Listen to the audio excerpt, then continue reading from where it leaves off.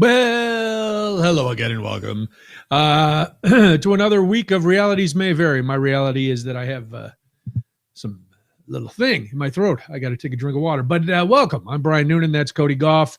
Our co-host Craig Collins is not here tonight because, listen, here's Craig's excuse. He has to get some sleep. Now, why does he have to get some sleep? Well, because not only is he hosting his afternoon show every day on WMBD this week from 3 to 6, he is also hosting mornings. What did I say? No, you said it right, but whenever you say his call letters, I'm going to say NBD. Like no big deal. Oh, right. No big deal. I get it. I forgot that was ironically because he is a big deal, actually. All right. I want to see what you're going to do with the other ones.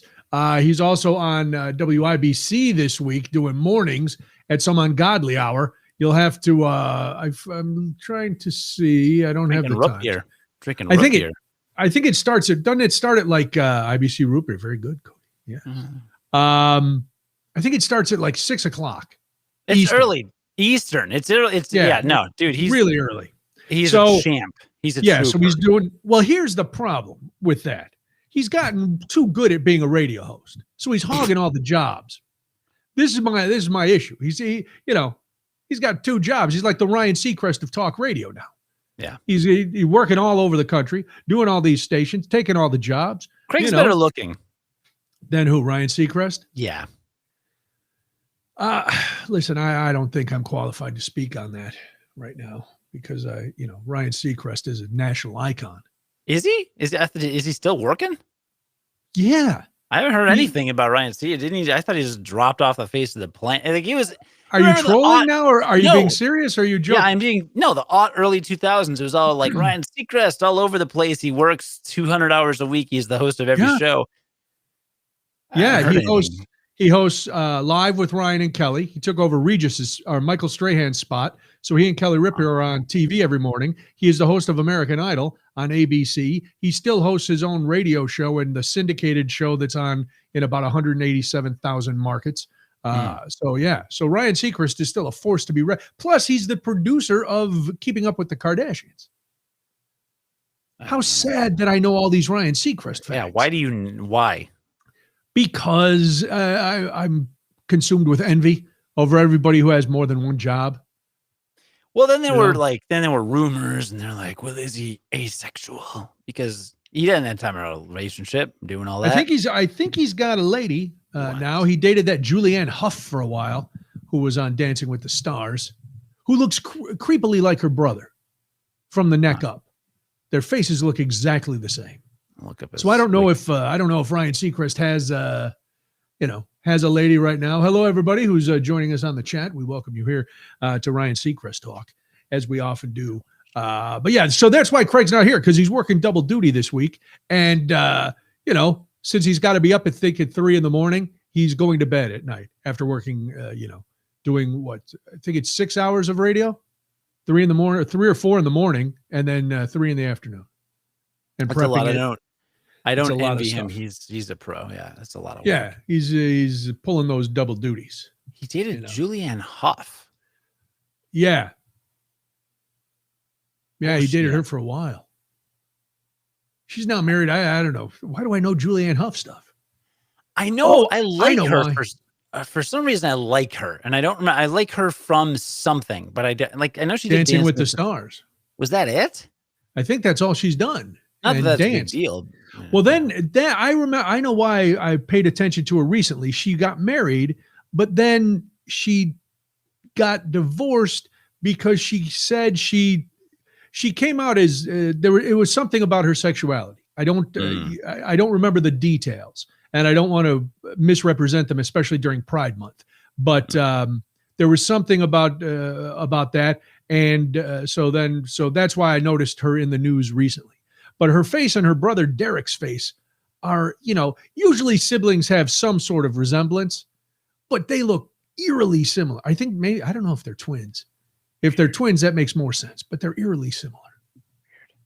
Yeah, like if you were dating her and you went over for Christmas and she's sitting next to Derek at the table, you'd go, oh my, wow, this is weird. Yeah, it's that odd, quite frankly. Cindy says Ryan always has a girlfriend. He has many. Well, sure, if you're Ryan Seacrest, why would you let yourself get tied down? You're a mogul. You're a bazillionaire. You're a mobile? You're immobile. Yes, you've been You can't go anywhere. That's right. why You can't go anywhere, so you got to have a girlfriend to move you around, put you in a basket and carry you places. Sure. That is it. Like so how Elon's a business magnet. Let me tell you, did you see the story? I know this is a news story. This is going to throw you way off. Did you see the story that came out this afternoon of the secret IRS files that came out that basically said that the top 25 earning Americans paid almost zero in taxes? Elon Musk and Bezos, for the billions that they made, paid absolutely zero federal income tax. Zero. How? Now, all the loopholes,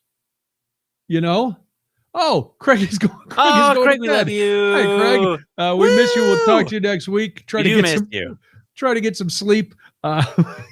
As you're, you know what he did? He tuned in to see if we badmouth them. I don't blame him. We saved that for the end of the show. We saved that for the end of the show. Yeah, when we know he's asleep. No. I know him too well. I know he'll just listen back later, so I would never say anything. But I don't have anything there's bad nothing to say. bad. Yeah, there's nothing bad to say. It's not like we're hiding it. Turns out we all like each other secretly. Stop sending me the text during the show badmouthing him. Ooh, that was private. Never mind. Yes, we do all like each other, which is which is going to make it even more horrifying when this thing implodes. Yeah. Wow. That's no, I didn't see that. It just came out this afternoon. I had my head down. I was working hard today, or was I hardly working? Hey-o. And in the process of doing that, let's see, tax evasion 2021. Let's see news. All right, on tax day I guess I don't need to do evasion. No, this isn't a top story. It came out this afternoon. Is it? Was everybody talking about it? Was it? Yeah, well, it led it was on. Yeah, I saw it. I saw it on the interweb. Then I saw David Muir talking about it on ABC World News Tonight on ABC. So it's big news. Looking at CBS. Wow. True tax rate of almost nothing. Well, there's a lot of stuff going on, I guess. Wow. All right. Well, that sucks. And I did see that Bezos is going to launch himself into space. Yeah, because where I see last night that there's possibly trillions of dollars at stake for the first company that actually does it. So he and Elon are in a space race to get up there and make trillions more dollars.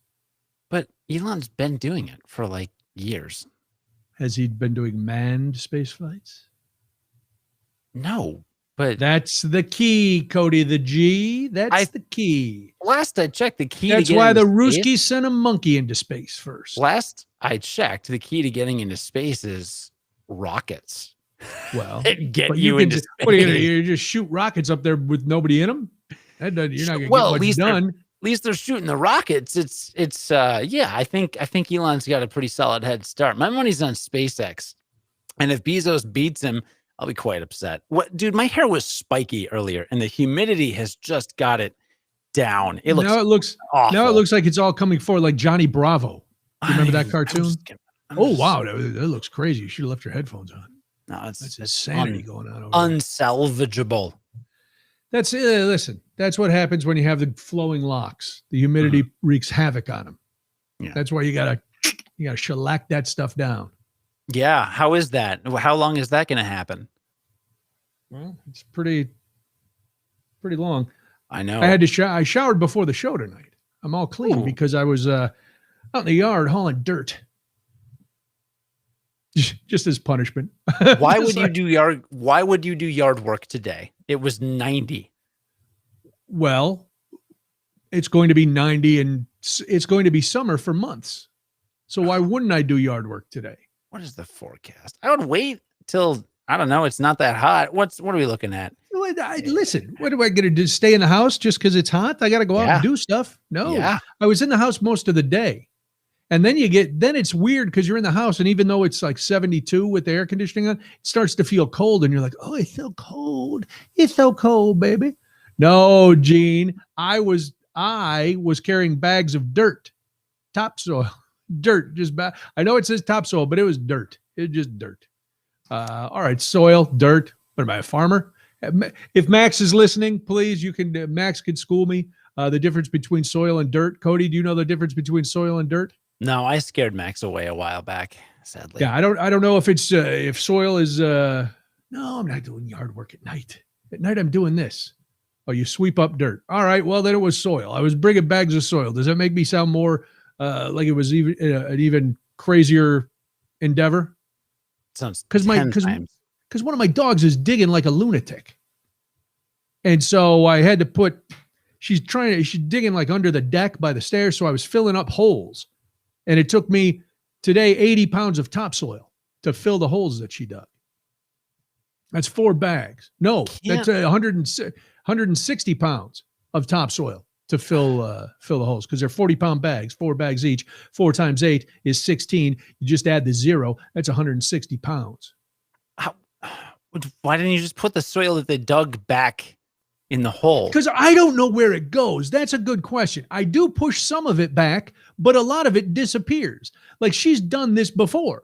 Yeah, she is going to dig them up again, Roger. She will. Well, she can't. She can only dig 2 small ones. The rest of them, I've put that green wire garden fence around, so she can't get in there.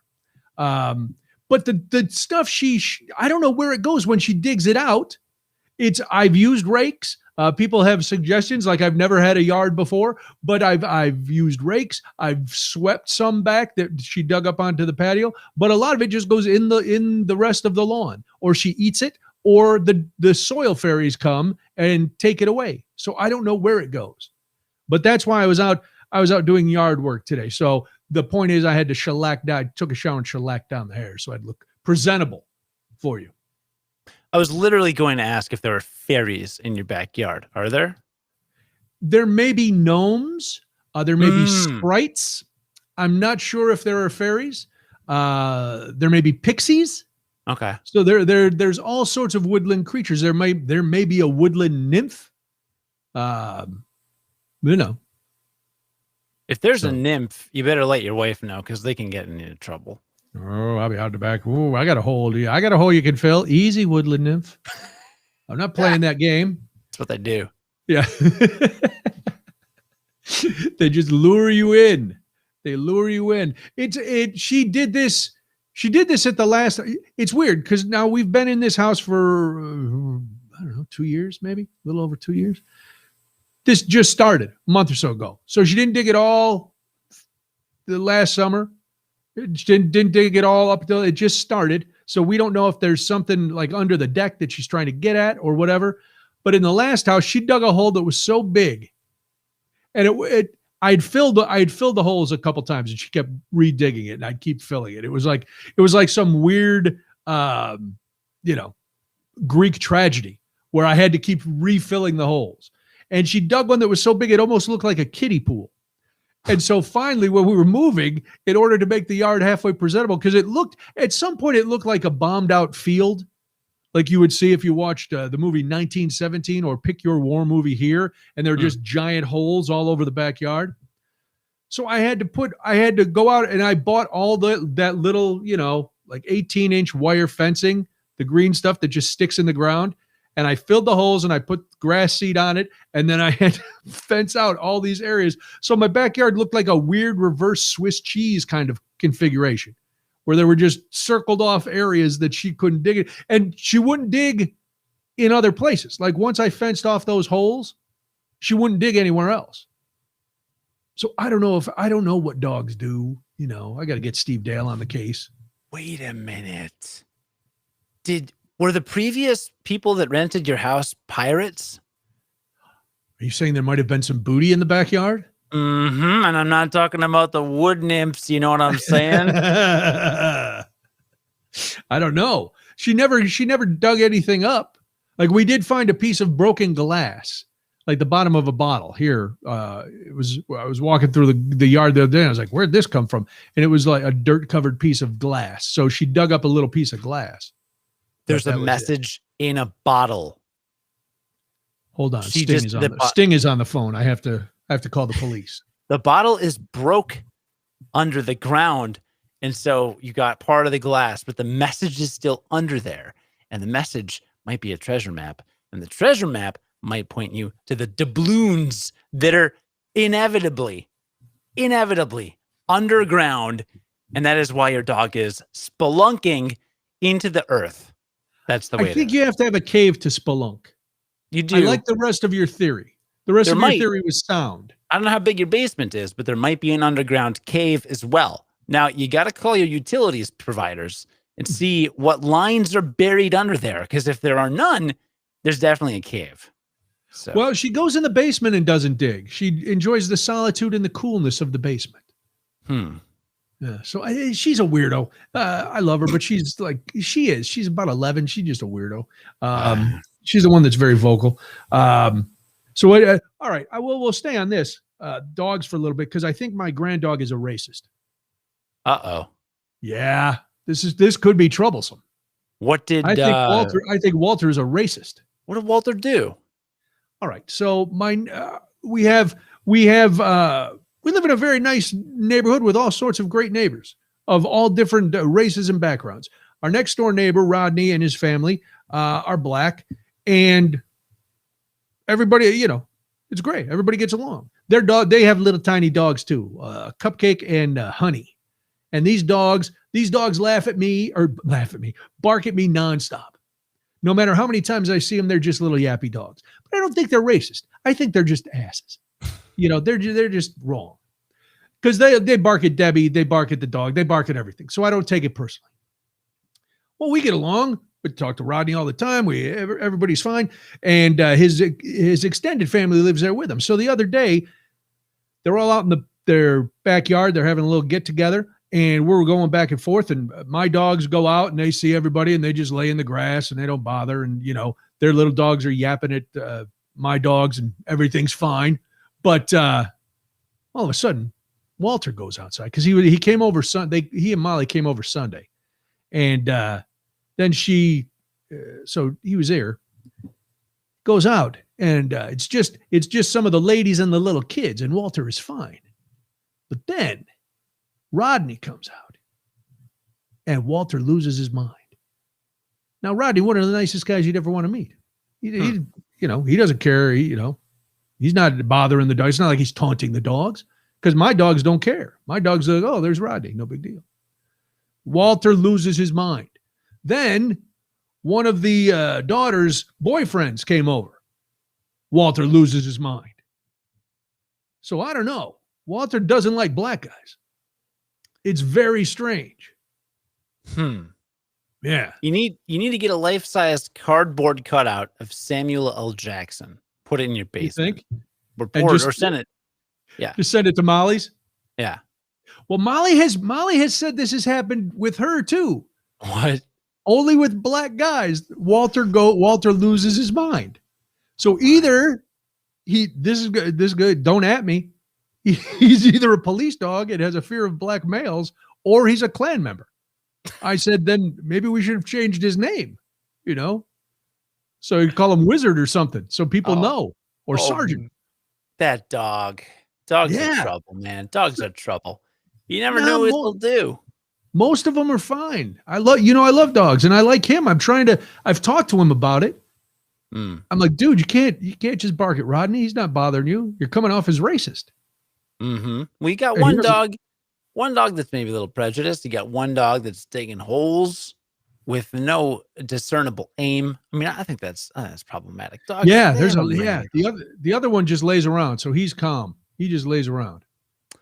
Did I tell you about the dogs that I spent the weekend with a couple of weeks ago? No, was this when you went up to Minnesota? Yeah. My buddy up there has a dog. It's great. One of my other friends went up. His fiance was traveling, so they had no one to watch the dog. So he brought up his two dogs. So there were three dogs. man, anytime anybody came in or out of the room, they were like fine. The two like average sized dogs. I don't even know how to describe them. Like the size of like a golden retriever. It's the only dog I know. It's the only dog breed I really know. And then one lap dog. You know, I kind of like Walter, but like not as cute. And, and this lap dog liked to jump on people's laps. Anytime I sat down, it was like, I don't want you in my lap. They were mostly fine, but anytime anybody entered the house or the vicinity of the house or entered a room or came down from upstairs or came up from downstairs, it's just the three of them just, and the three of them would zip on over to whatever. It was just like, man, I'm not a dog person. I mean, I grew up with a dog. I don't dislike dogs. I love dogs. I'll pet dogs. But when you're just chilling, trying to play some games, I don't know. There's times when they are troublesome. Let me address this quickly. Stuart puts in the chat that he wants to see Roger on Realities May Vary. We are not opposed to having Roger on. We've tried to have Roger on before. We would love to have Roger on again. Hopefully he has a better internet connection, because last time that was the issue that we kept. So he's got his new place. We want to hear all about it. So we will hopefully have Roger on within the next couple of weeks. He's here. He's in the chat. We always know Roger is lurking about. Roger, you can put in the chat how your internet is at your new place. So, but yes, we will definitely have Roger on soon to talk about his new. Oh, he's got 5G now, Cody. I don't know what that means.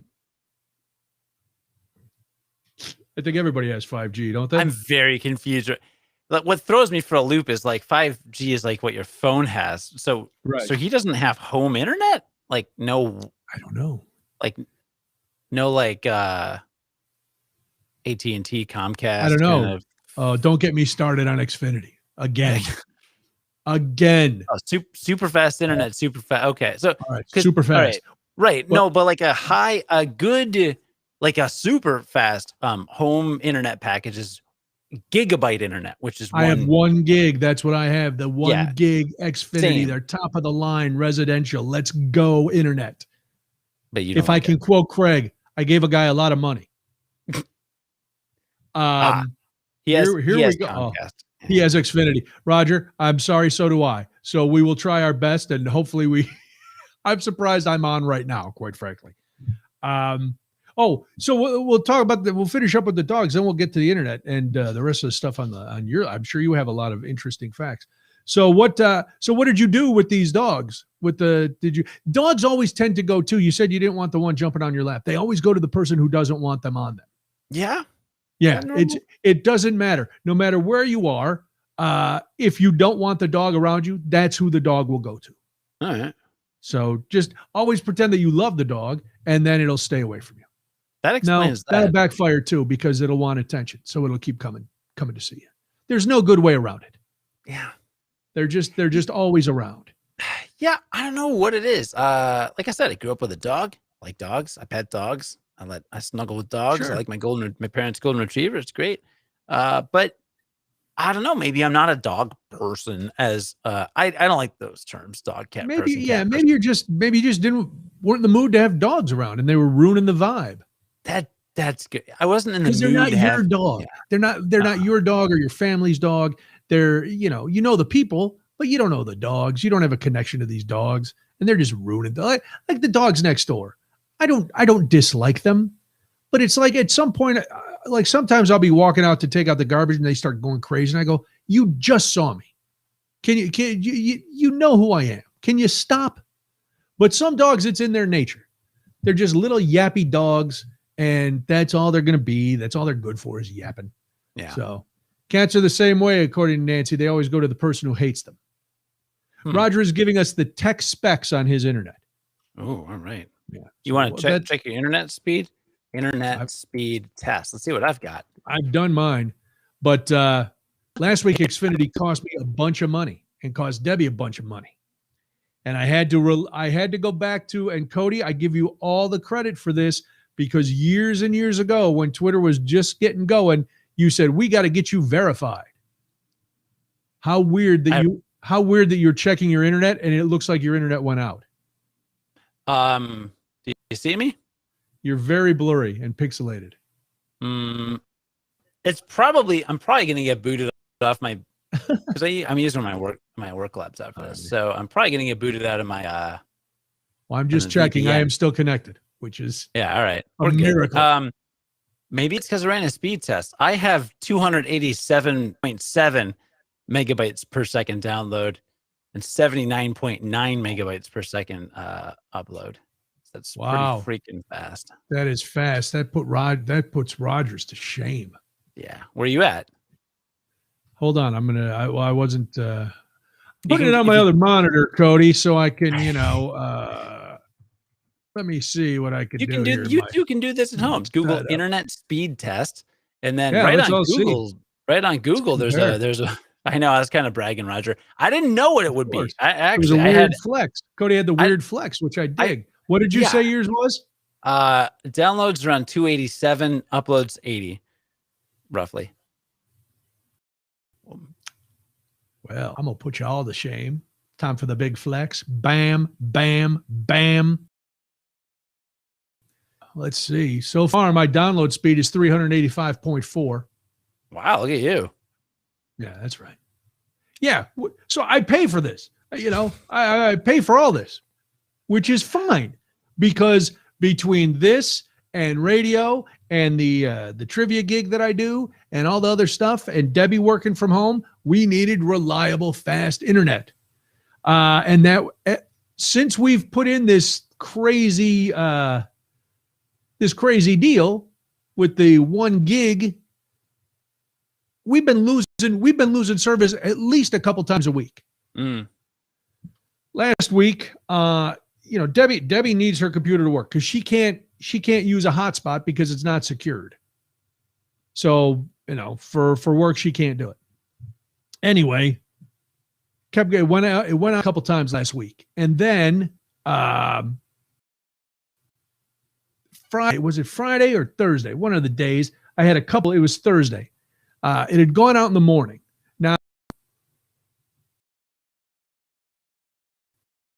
hold on here. Looks like I lost my camera. I lost everything.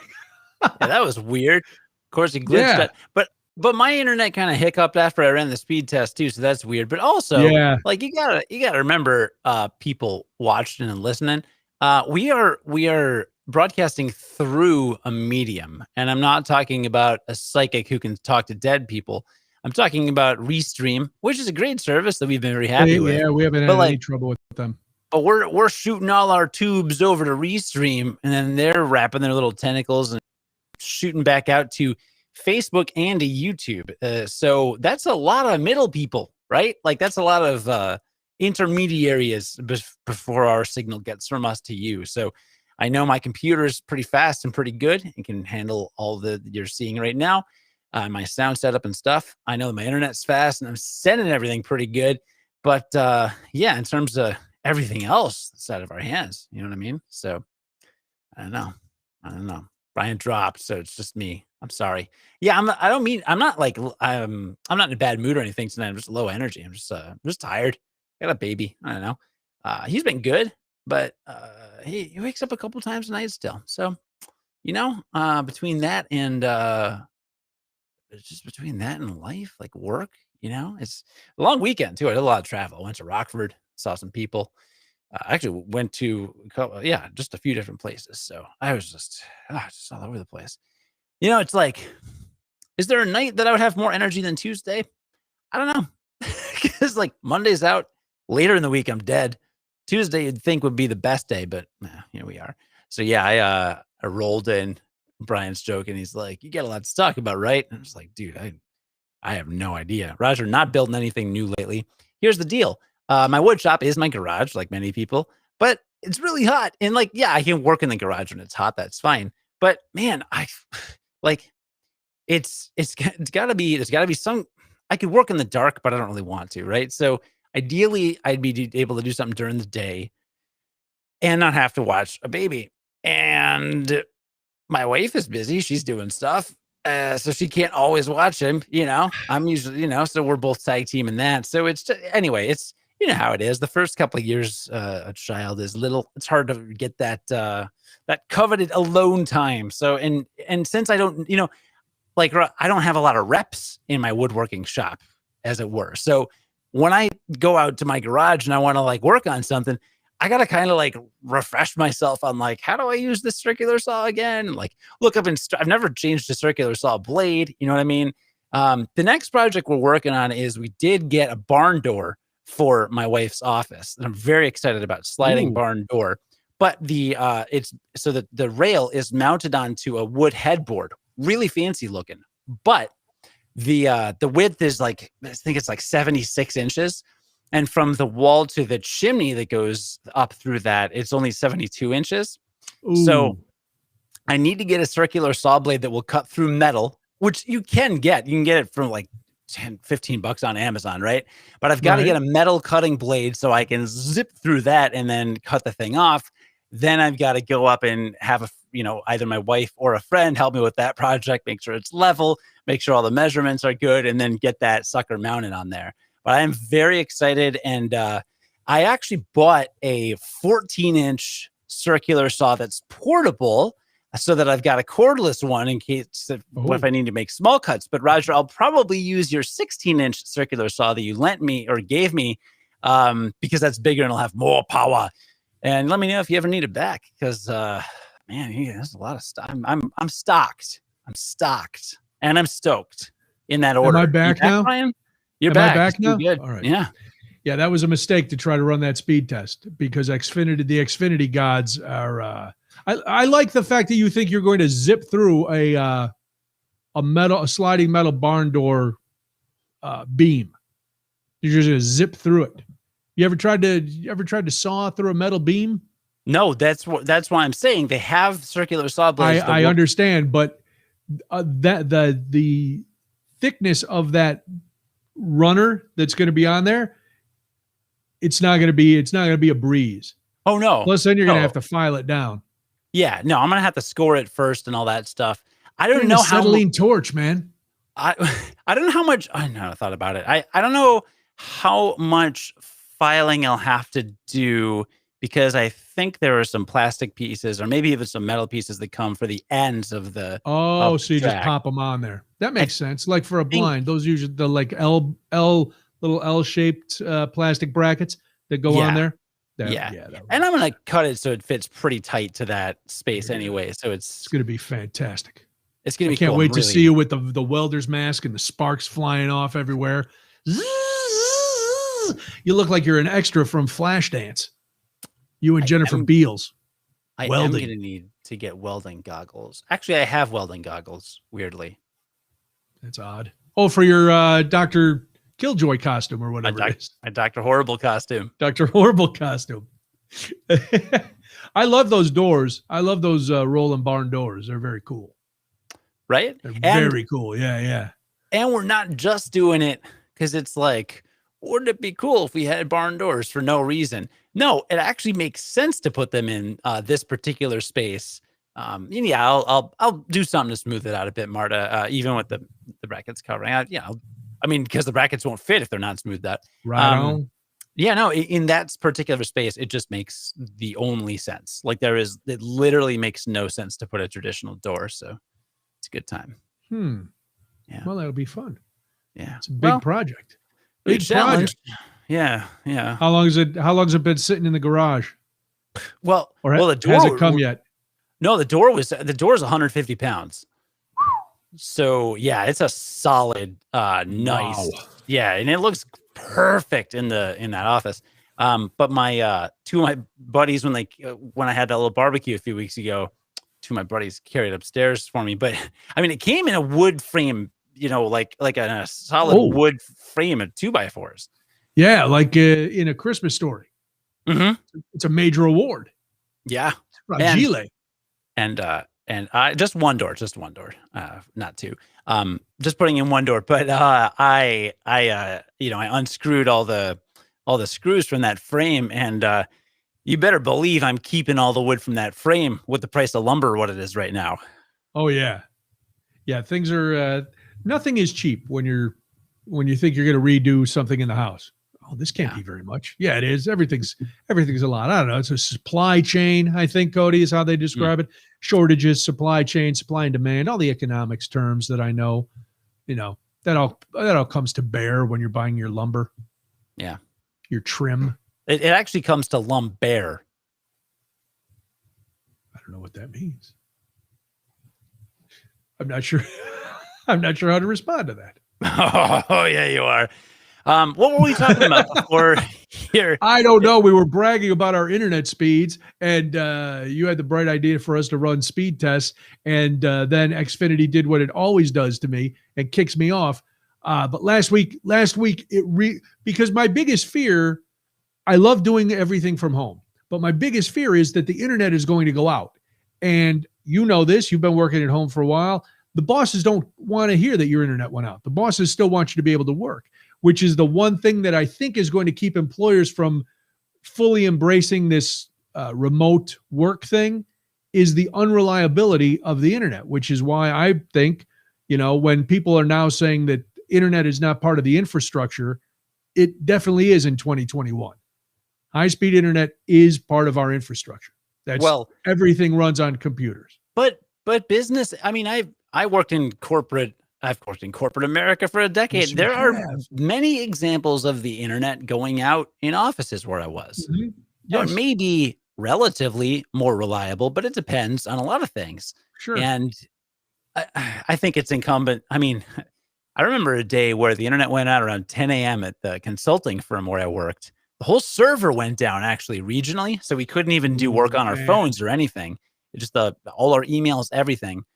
And people were sitting around. And it was like 1 o'clock.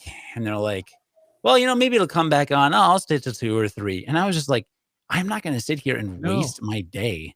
So I think I got out my Nintendo Switch. And I'm pretty sure I played Zelda for a little bit. And then I was like, I'm going to go. And I just left because I was like angry. And it didn't go back on until after 5. And I was like, good thing I went home. Yeah, when I worked at the internet company for those few years, one day the internet went out. Whoo! My boss lost his mind because he just saw dollars clicking away, which is what happened to me last Thursday. I had an event scheduled for Thursday night. The internet had gone out. I had 2 events that day. The internet went out in the morning for a few hours, came back in time. It didn't mess with my first event. Then I had about an hour and a half between events. I was having dinner, just finishing up. It was like 35 minutes before the next thing was supposed to start. Internet went out again. So now it cost me money. And Debbie had lost out during the day. Her boss was livid because she couldn't do the work. But I turned to the one place that I know, because Debbie's been on the phone with them countless times. And I knew I would at least get a reply if I counted on what Cody set up for me years ago, the blue check mark. Oh, yes. I flexed the blue check mark muscle, and I tweeted and I said, I realize this is a first world problem, but many people are working from home, such as my wife and I. And then I called out Xfinity. And I get we're very, reply to my tweet. We're very sorry. Let us DM you or DM us and tell us what the problem is. I'm like, fine, I'll do it.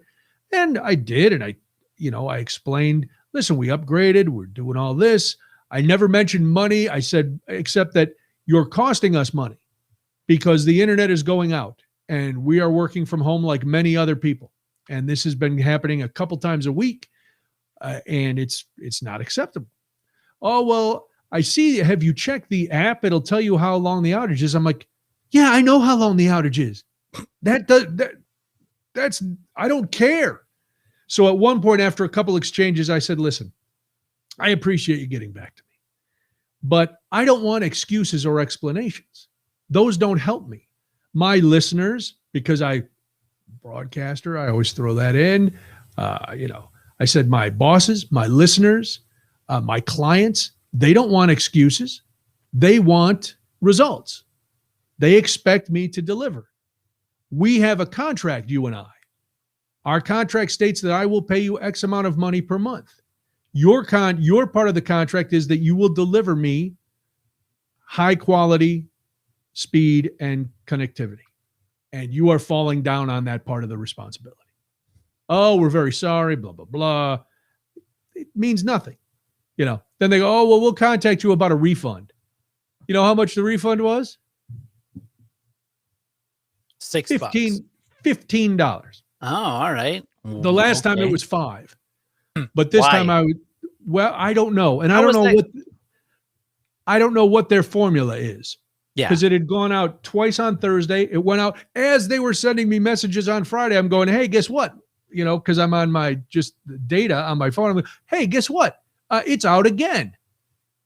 Oh, well, we're very sorry. We understand that that's very frustrating. But you can tell they're just typing the script that's in front of them. But it's like, oh, come on. Yeah. Do you And my hotspot is not strong enough to run everything I need to run for my events. That's what I was going to ask you. What cell service do you have? Starts with an A. That's got double T's. See, I like them. They've been good. I have no problem with them. I have my hotspot through them, but it's not. I'm running so much stuff for these, that it's just not. All I can get is my email. Everything else isn't loading. Now, a couple tips: if you do, if you or someone else is at home and your internet goes out, you got to use your tether. If you're doing video streaming, turn off HD or try and lower the video quality. That'll help with that bottleneck a little bit. Like right now, you can see me in high definition 720. Let's go down to 480. Cool. Now I'm at 480. Not a huge difference. The lighting's not great, but all right. Now we're at 480. So you're seeing us at 480.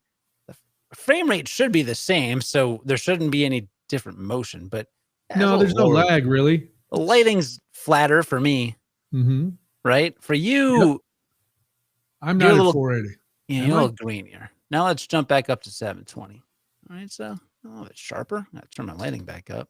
What's going on? It's kind of weird, but I don't know. We did a story on Curiosity Daily about how my award-winning educational podcast about how you can reduce your carbon footprint significantly by switching from high definition to standard definition. If you're streaming a video on YouTube or something, switching could save like 80 or 90 some percent of the carbon footprint. Is that right? Yeah, it's a huge amount. And but it looks so awful. It does, but that's why we all have these big fancy TVs. That's why we have high def computer screens. That's why that's why I upgraded my camera, because it looked like garbage before. But hey, if you're watching Cool Hand Luke, maybe you don't upscale it. That's true. Watch the original stuff. That kind of thing. I was bummed yesterday. I went to watch something I had recorded. I realized I had recorded it on a standard def channel. I was like, awful. I felt like it was. It's the first of a 4-part documentary on Showtime called The Kings. It's about 4 boxers in the early 70s: Sugar Ray Leonard, Roberto Duran, Marvelous Marvin Hagler, and Tommy Hitman Hearns. And so it's how their lives in society all kind of meshed at this one high point of boxing. So the first part was it was very interesting, very low tech. Felt like I was, had to get up and change the channels manually and adjust the rabbit ears on top of the TV. Surprised it wasn't in black and white. It was just, oh my God. First world, horrible. Is it a Showtime documentary, you said? Showtime documentary. Do you watch any other boxing on Showtime this weekend? I did not. I read all the follow-up. I saw all the press, the big Floyd Mayweather, Jake Paul.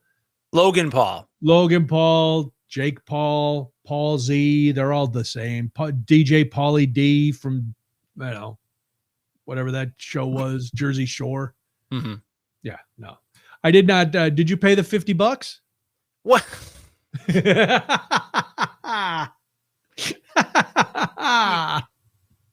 What? I'm going to take that as a no. I don't even pay for the streaming services I use. I use other people's accounts or free accounts. Well, yeah, you're on Sidewalk. What is that? How do I know more about tech than you do? Just sidewalk.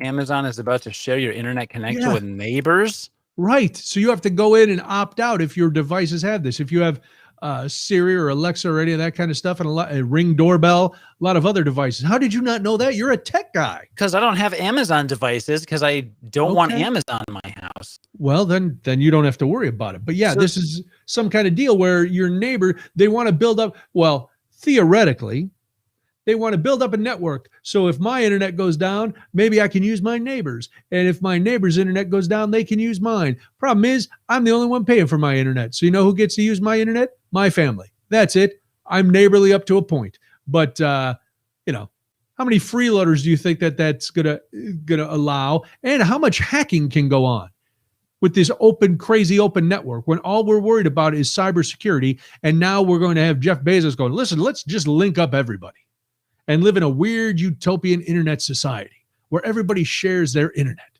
No thanks, brother. I mean, I'm pretty socialist as, the millennials go. I do think that we expend an unnecessarily enormous amount of resources on things for individuals, which we could easily share as a community. Like, why don't we just have one snow thrower on the block that everybody just passes around?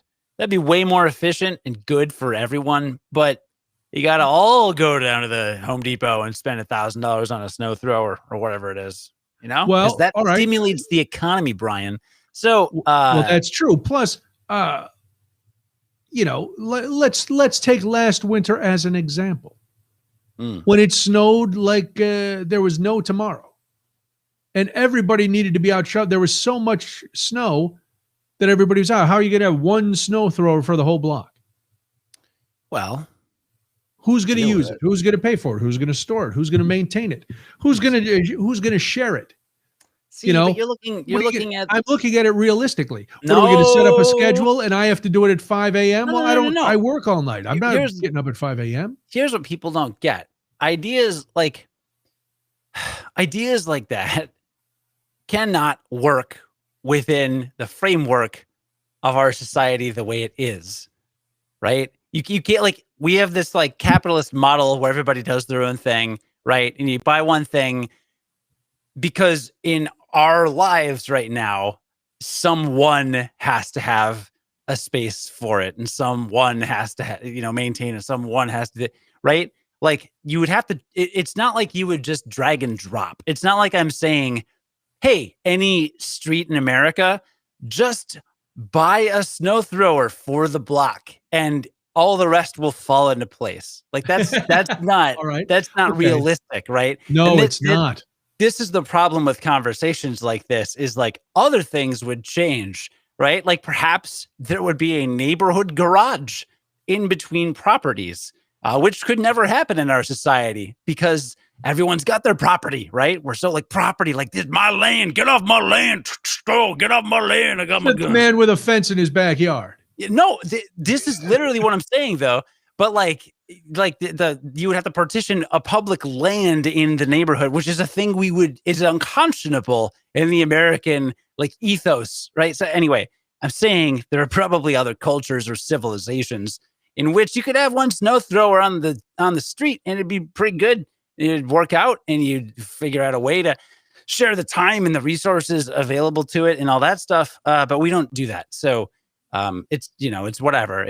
We're too far down the path or whatever. We're past the point of no return of inefficiency. It's inefficient. We live in an extraordinarily inefficient society. Carpool lanes help, but stuff like that, right? There are tens of thousands of cars on the road that just zip down 294 and it's just one Yahoo, trying to get to his job as fast as he can and going 155 miles an hour. And it's whatever, all of society and our earth would be better off if a bunch of people carpooled, right? And coordinated, all that stuff. But again, it doesn't work. And March is in the chat, he was doing the math to figure out how much each property has to contribute towards snow thrower, right? It's another thing. It's just work that isn't built into our, and the same with carpooling and the same with sharing of any resource this. It's just not work that we've built into our way of operating as people Because we are And rugged individualists, Cody. yeah, I don't know if you yeah, know this. This is the United States of America, not the mhm. United States of Shamerica. Yeah, no, We're it's not yeah, here to share. yeah. But I'm not now, getting upset. no, I I was know you're kind of not. explaining that it, and I I know didn't you think know you were that, but getting I upset. just kind of explaining why it's not No, and I'm thinking back, like here in my neighborhood, now that I'm a city dweller, I don't need. That's why I sold my snowblower. I didn't need it because I don't have that much area to do. But I sure wish I had it this winter to take care of my alley and my neighbor's alley. And that's the thing. When you have it, you tend to help your neighbors more. I can't, after shoveling out my garage for 3 hours, I didn't have the energy to go and help anybody else. That's the old saying, Margaret or Maureen. Yes, rugged individualists. That's, go back to Teddy Roosevelt. That's what America was supposed to be, rugged individualists. I'm not saying any more, but that was the ideal. So yeah, I mean, listen, I get it. I get it that you wanted to, you want to live in a utopian society. I'm down with that. How do But we you're get right. on this? I don't know. It was before the snow thrower thing. I just used that. It was the sidewalk, the internet thing, the sidewalk thing. So but see, here's the thing. I don't trust anyone. Mhm. That's why we all have I'm sure your network is locked, right? Secured? Yes. So yes, I agree with you 100%.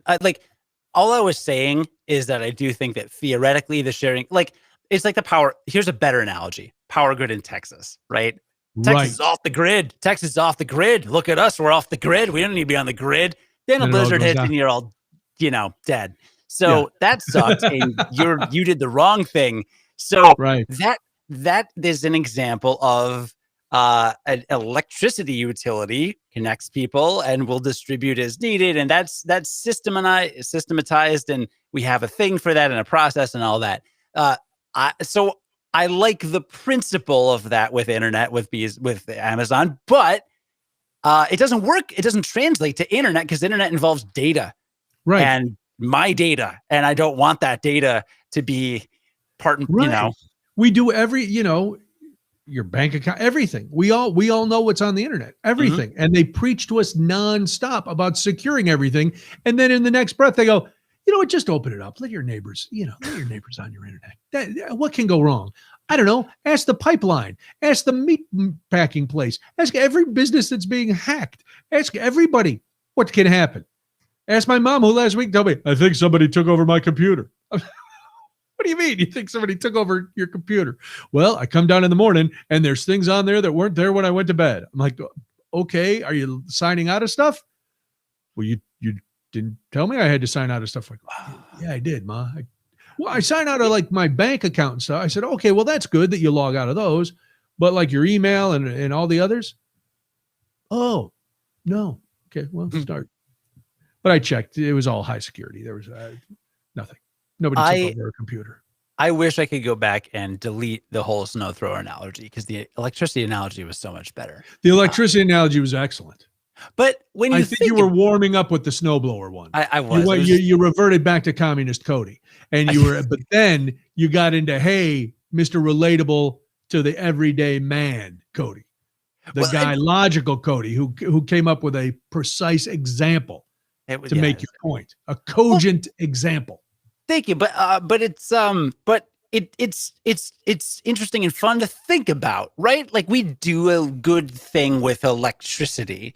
Now Amazon's trying to do a thing with internet, which is not appropriate. Wouldn't it be cool if someone figured out some kind of sharing service for other things that one needs, like snow throwers? I do think we have some. Uber and Lyft kind of democratized ride shares. Then they just exploited their workers, so that kind of went south. Sure. Everything's gonna go south. Ice cream trucks that go around neighborhoods. That's kind of cool. They give you all ice cream. Well, no, they sell you ice cream. It's a business. They don't give you the ice cream. You have to give them money. It's not like if I heard some jingle jangle or some bad heavy metal from a white panel van outside, I could run out and they just toss me a bomb pop. Mm. I'd have to give them, I don't know what a bomb pop goes for now. $8 from an ice cream truck? I have no idea. I don't know what a bomb pop is. How do you not know what a bomb pop is? Oh, It's the red, white, and blue popsicles. Oh, dude, everybody That knows are what kind of bomb pop round is. and they have the ridges on them. Maybe they I don't don't know. call them bomb pops anymore. They used to, when I was a boy, Cody, we weren't afraid to call something a bomb pop. We weren't all woke. What do they call them now? Freedom pops? No, they're bomb pops. I've never known the name of them. I just knew red, white, and blue popsicles. Yeah, oh, there they are. Bomb pops. Yeah, they're still bomb pops. You can get them You're everywhere. right. Oh, I love me a bomb pop. Dude, I love bomb pops. I just didn't know the name. Who doesn't love a bomb pop? Communists. Now I see they got some other flavors. No, you got to go red, white, and blue. I don't know what the flavors are. They're red, white, and blue. America. They're American flavor. You know what they taste like? Freedom. That's exactly what they taste like. Freedom and summertime. But I don't see ice cream trucks running around this neighborhood too much. I don't think I've seen one. Well, last summer they weren't really doing it. No ice cream trucks were out. They didn't want kids gathering on the streets eating infected Corona ice cream. Maybe they'll be back. No. Wait, what? Last summer, every day, the ice cream truck in our neighborhood was zipping around playing that exact same song, which I don't know the name of. Girls. No, it's not the entertainer. I think one was the entertainer and the other was, my wife knows the name of it. It was like Tennessee something or Kentucky something or like country something. Tennessee country something. How does it go? It's God Bless the USA by Lee Greenwood. No, it was God Bless America. No, what was it called? God Bless America. How does it, it's very patriotic for an ice cream truck. Turkey in the Straw? Was it Turkey in the Straw? How does that go? I don't know. I know we can't play it either or we'll get in trouble. You can play it on something at home. Ice cream truck music. Let's see. Wow. Second result, the racist history of the ice cream truck song. What? I'm not going to watch that. I don't know. Doesn't matter. It's the same like two songs. Oh, here we go. Okay, so popular ice cream truck tunes in the United States are Camptown Races, The Entertainer, Fur Elise, Go Tell Aunt Rhody, Home on the Range, If You're Happy and You Know It, It's a Small World, Little Brown Jug, then Mr. Softy Jingle, The More We Get Together, Music Box Dancer, Pop Goes the Weasel. No, they don't do. Turkey in the Straw, Dear Ears Hang Low. Okay.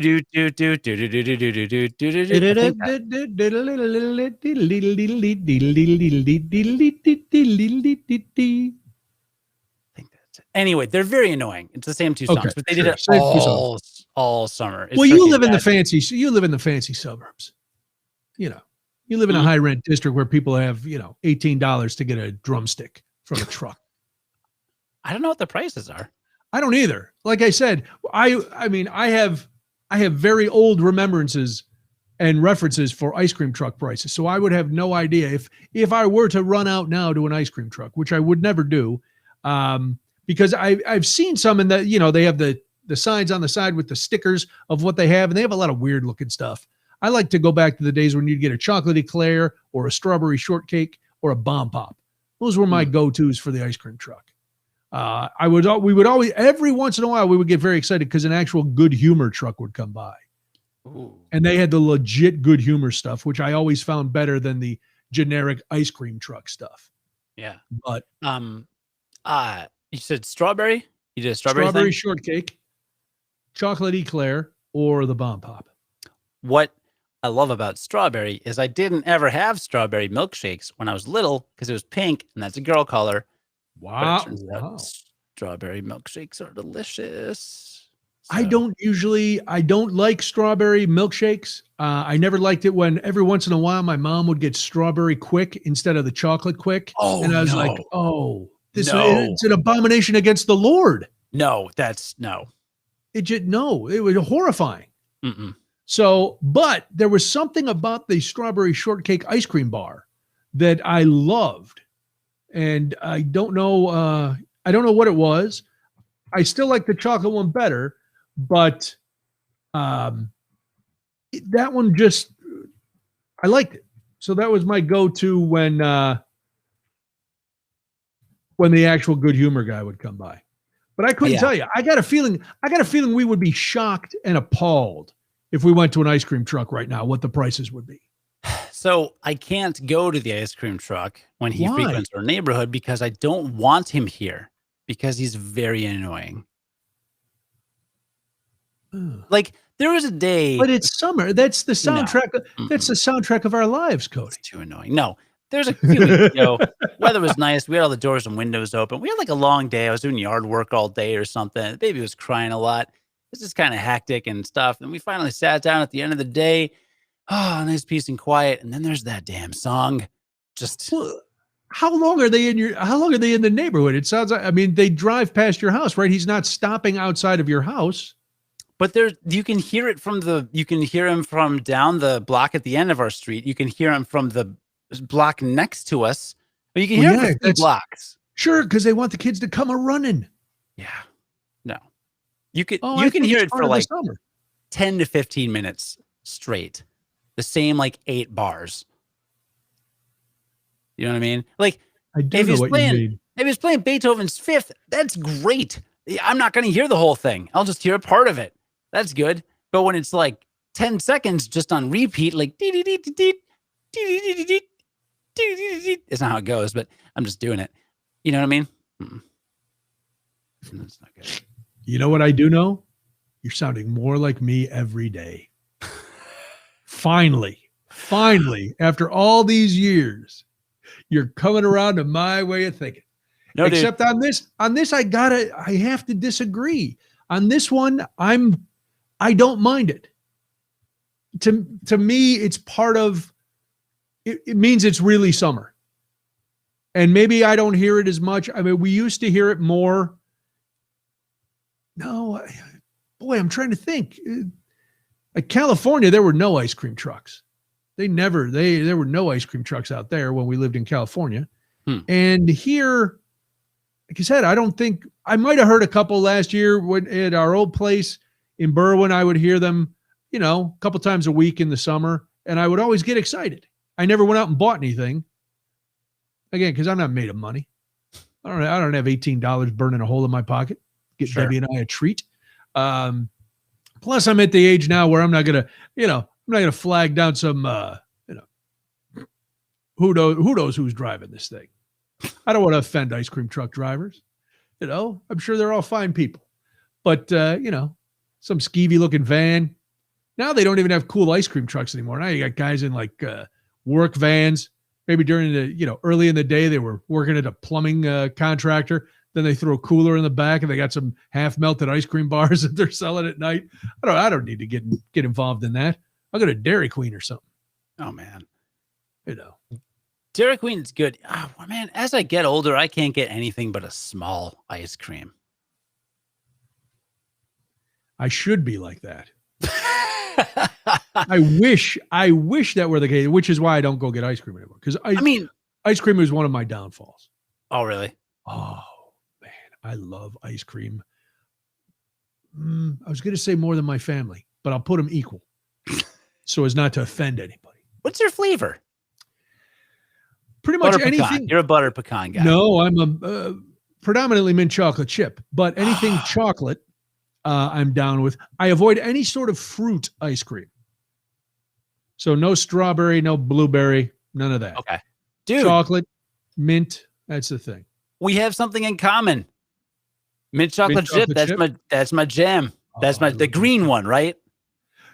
Yes. The green one is the traditional color. Sure. I've been to some place, like when I worked at Ben & Jerry's, our mint chocolate chip was white because they didn't use the green dye because it was artificial. Yeah. So, and people would go, I want the mint chocolate chip. I go, I gave you the mint chocolate chip. It's not green. I go, what? Read the sign. It's mint chocolate chip. You saw me scoop it up from you. Don't start with me.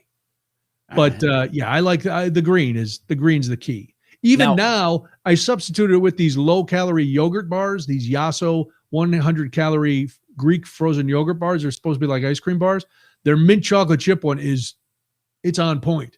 You don't know you're not eating a mint chocolate chip ice cream bar, but you're only eating 100 calories. It's fantastic. I'm going to have one after the show.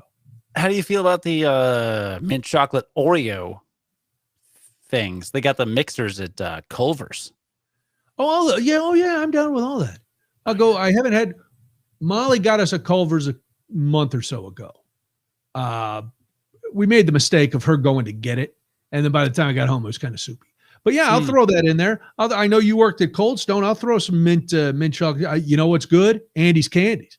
Get an Andy's Candies mixer in there with a nice chocolate ice cream. Forget about it. Fantastic. So yeah, ice cream was my downfall. Yeah. I mean, I will get larger than a small, but I always regret it. It's weird. Always get to the end and I'm like, I've got a sugar rush. My tum-tum doesn't love it. It's just my blood sugar is like through the roof.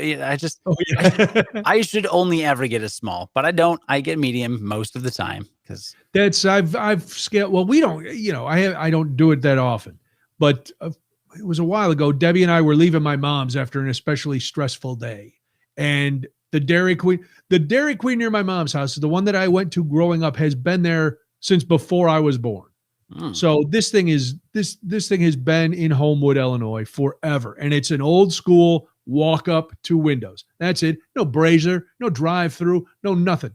They did at one point expand the parking lot a little bit. That was the huge expansion of the Dairy Queen. They paved the parking lot and added 2 giant logs that you could sit on out back. So that was it. But we went and I was a little, the menu has changed a little bit. But it was still good. I got myself a nice medium, something I never do. Got a medium hot fudge sundae. Haven't had a hot fudge sundae I can't tell you when the last time I had a hot fudge sundae was.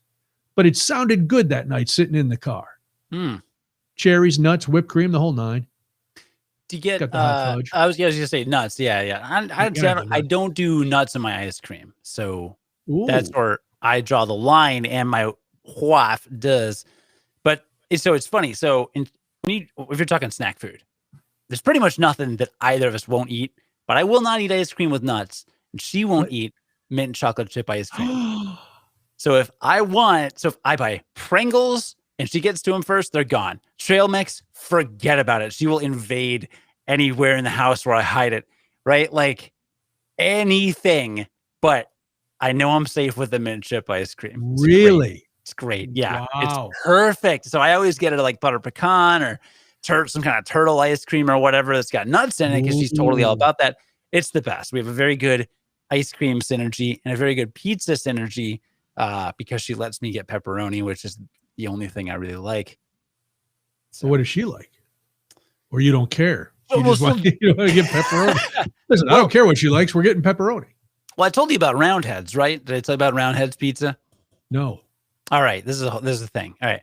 So where is Roundheads Pizza? In Downers Grove. Okay. There was a place in, I want to say Downers Grove, that was called Roundheads. And my buddy John, who I visited in Minnesota, he went to pharmacy school here at Midwestern University, which is in Lombard. Okay. So every week when he was in pharmacy school for, I think, like 2 or 3 years, every week he and his friends went to trivia night, and they would get a giant football-shaped pizza.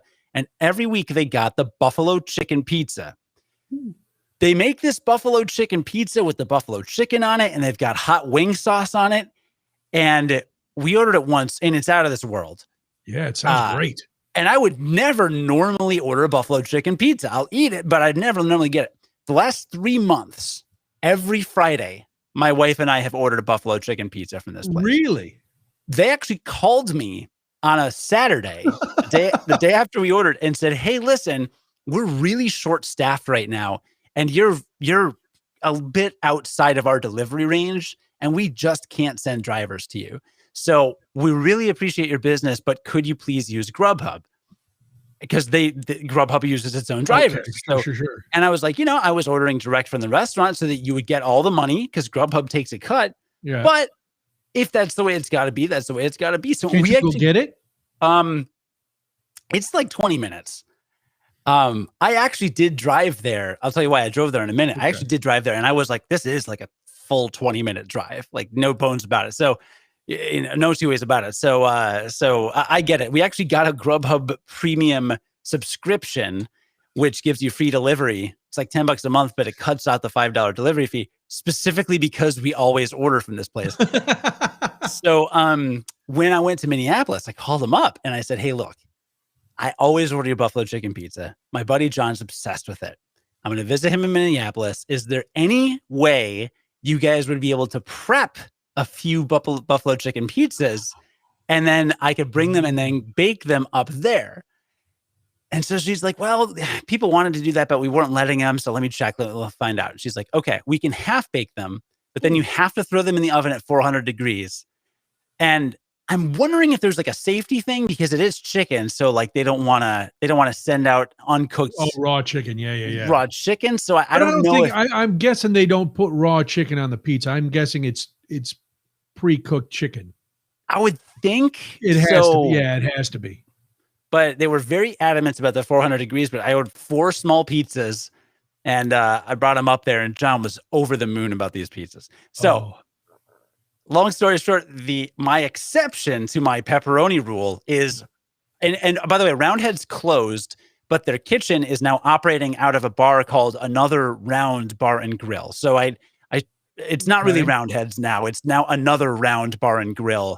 But I guess they fused, or maybe it was the same owner. But I think at the start of the pandemic, they closed Roundhead's proper. I remember you saying that about the pizza place that closed and went into a bar. Yeah. So it's now known as Another Round, but highly recommend their buffalo chicken pizza. It is unbelievable. The people are super nice, but that's my exception to pepperoni. That's all I do. So my wife will eat that pepperoni. She'll do like spinach and mushroom or olives and mushroom or what. I mean, she'll do the vegetarian stuff, but I'm just a straight pepperoni guy. Got to be pepperoni. Yeah. Where are you at? You're sausage, right? I'm a sausage pepperoni. My ideal pizza is sausage, pepperoni, green pepper, and onion. I don't mind olives on there. I don't mind. I like a little garlic. I've dabbled with the jardiniere. I've had some white chicken pizzas, which are really good. A pesto chicken pizza, which is great. I've had a buffalo. There was a place near our old house that made a really good buffalo chicken pizza too. And again, it's not like I don't think about it because growing up, it was cheese and sausage. That was all that was on the pizzas. It didn't matter. That's what my dad ate. And so that's what we all ate. And then as we got older, some of us got more experimental. Some of us stayed cheese and sausage. But I remember because I don't know why we were talking about this the other day. When we were kids, we used to go to Cape Cod every summer up to a certain point. Where's that? In Massachusetts. Oh. So we would drive. And one year yeah, it was horrifying. I never knew this. Oh yeah, it didn't last. I think Michael, my middle brother, was the last one. The 2 youngest ones, we never really went anywhere at that point because there were 5 of us. We were all scattered around. They were always in sports and stuff. So there weren't the big vacations, but we would drive out to we usually had to borrow a car because our car was never great. So, and the whole family would do this. Whoever had the newest car in the family would lend the other family the car, and then they'd take like our car. And so we drive out. You could play the Turkey in the Straw and the banjo music for this part of the story, where it's like, really, you guys traded cars? Sure. We would also then, because at that point there were 5 of us, my mom and dad and 3 of us. My mom would pack a cooler. She would make chicken salad every year, a lot of ice in the cooler. And then we would go to the bakery, Pearson's Bakery in Homewood, and we would get Parker House rolls. And we would put the rolls in the back window. So they'd be really warm by the time we stopped for like delicious right out of the oven when we stopped for lunch. So you'd have the hot rolls and the cold chicken salad. And that's what we'd eat at the rest area. We'd have lunch. Well, one year, and I'm getting back to, I know this has gone way off the pizza, but it's coming back. I see the end of the story. One year on one of our journeys, we went to Boston. And we're in Boston and we're at this hotel, and my dad ordered a pizza for dinner. So we ordered a pizza and he said sausage. We all heard him say sausage. Well, when the pizza came to the hotel, it wasn't sausage, it was pepperoni. and you would have thought somebody had taken a dump on a crust. That's how the entire family reacted to this pizza. It was like, what the hell is this? We had never had pepperoni before.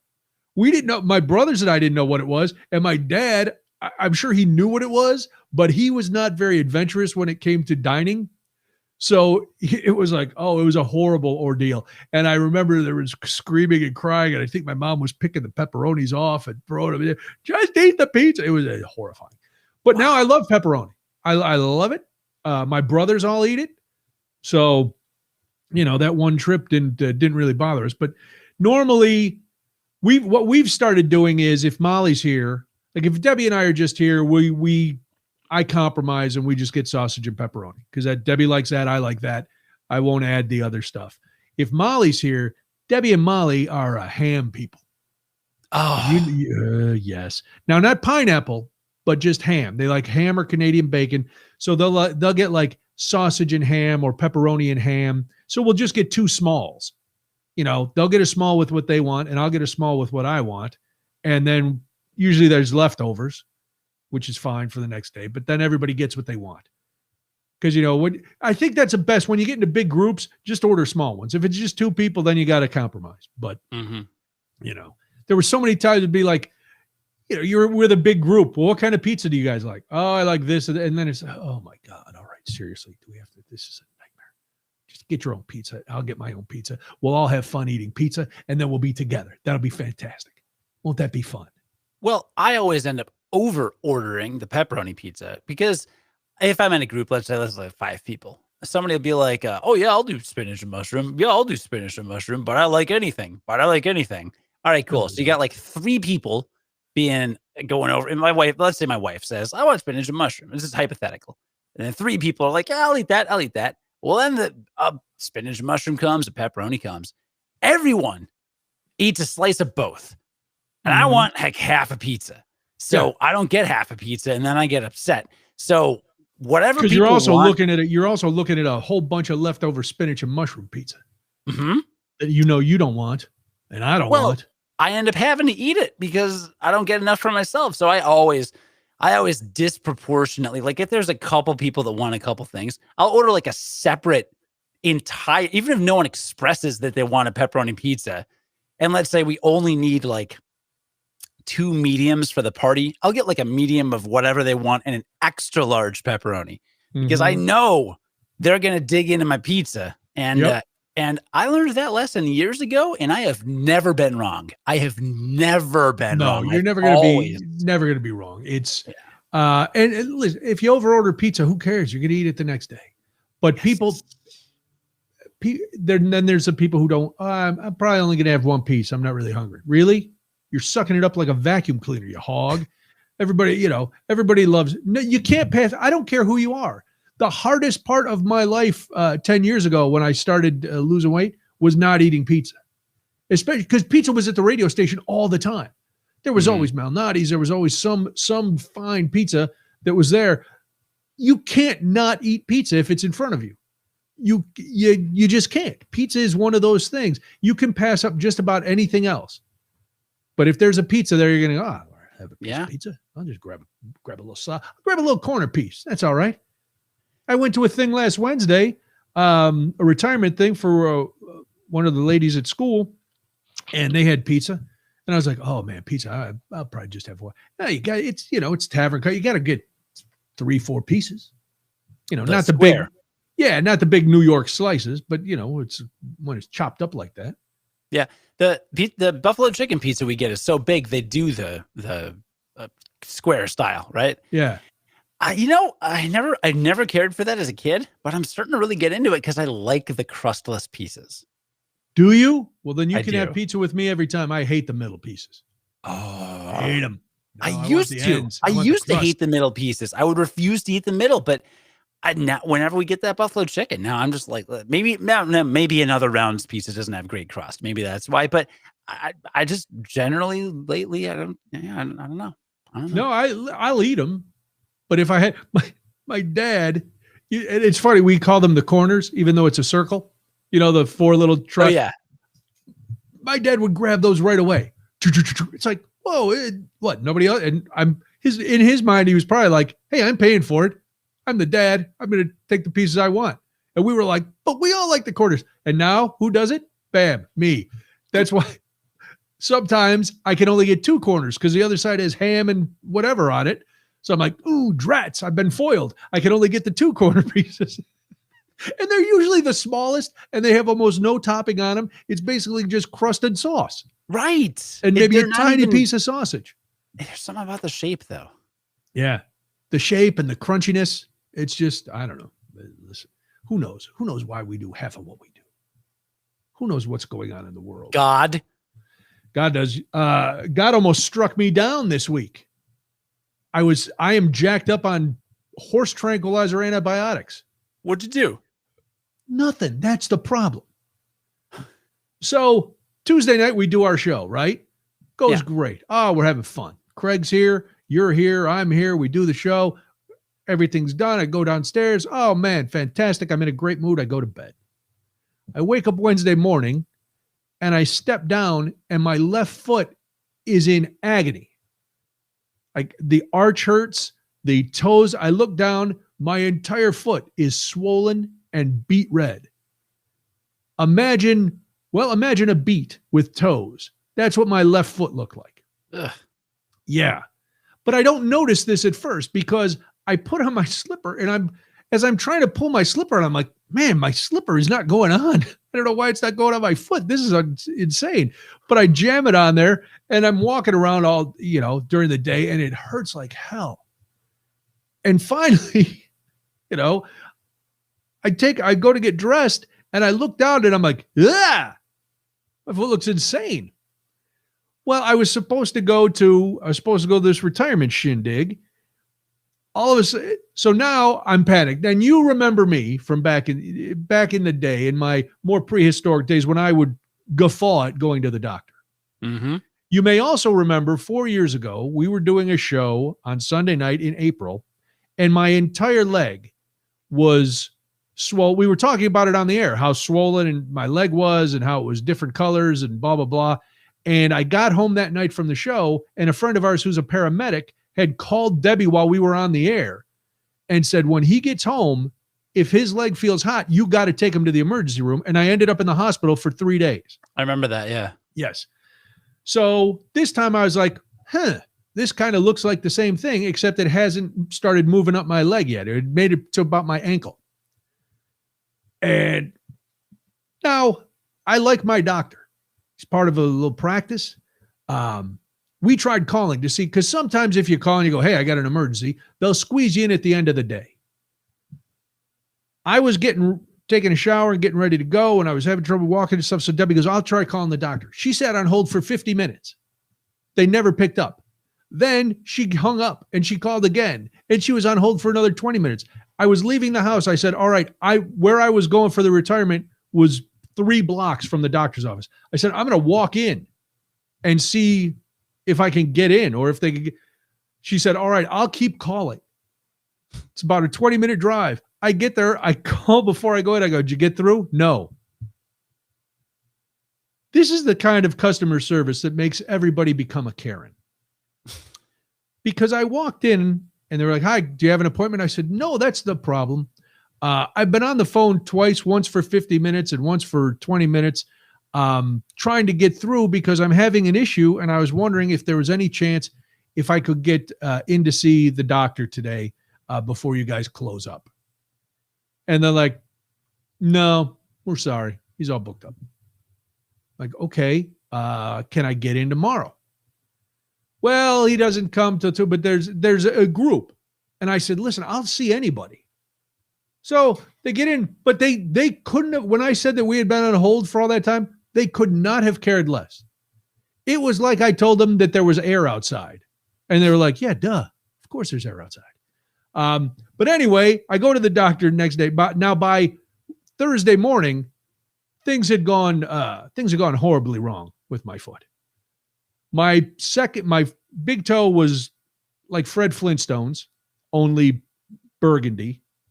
My middle toe looked like one of those Vienna sausage links, only the deepest red you've ever seen. Oh, that's a pretty picture.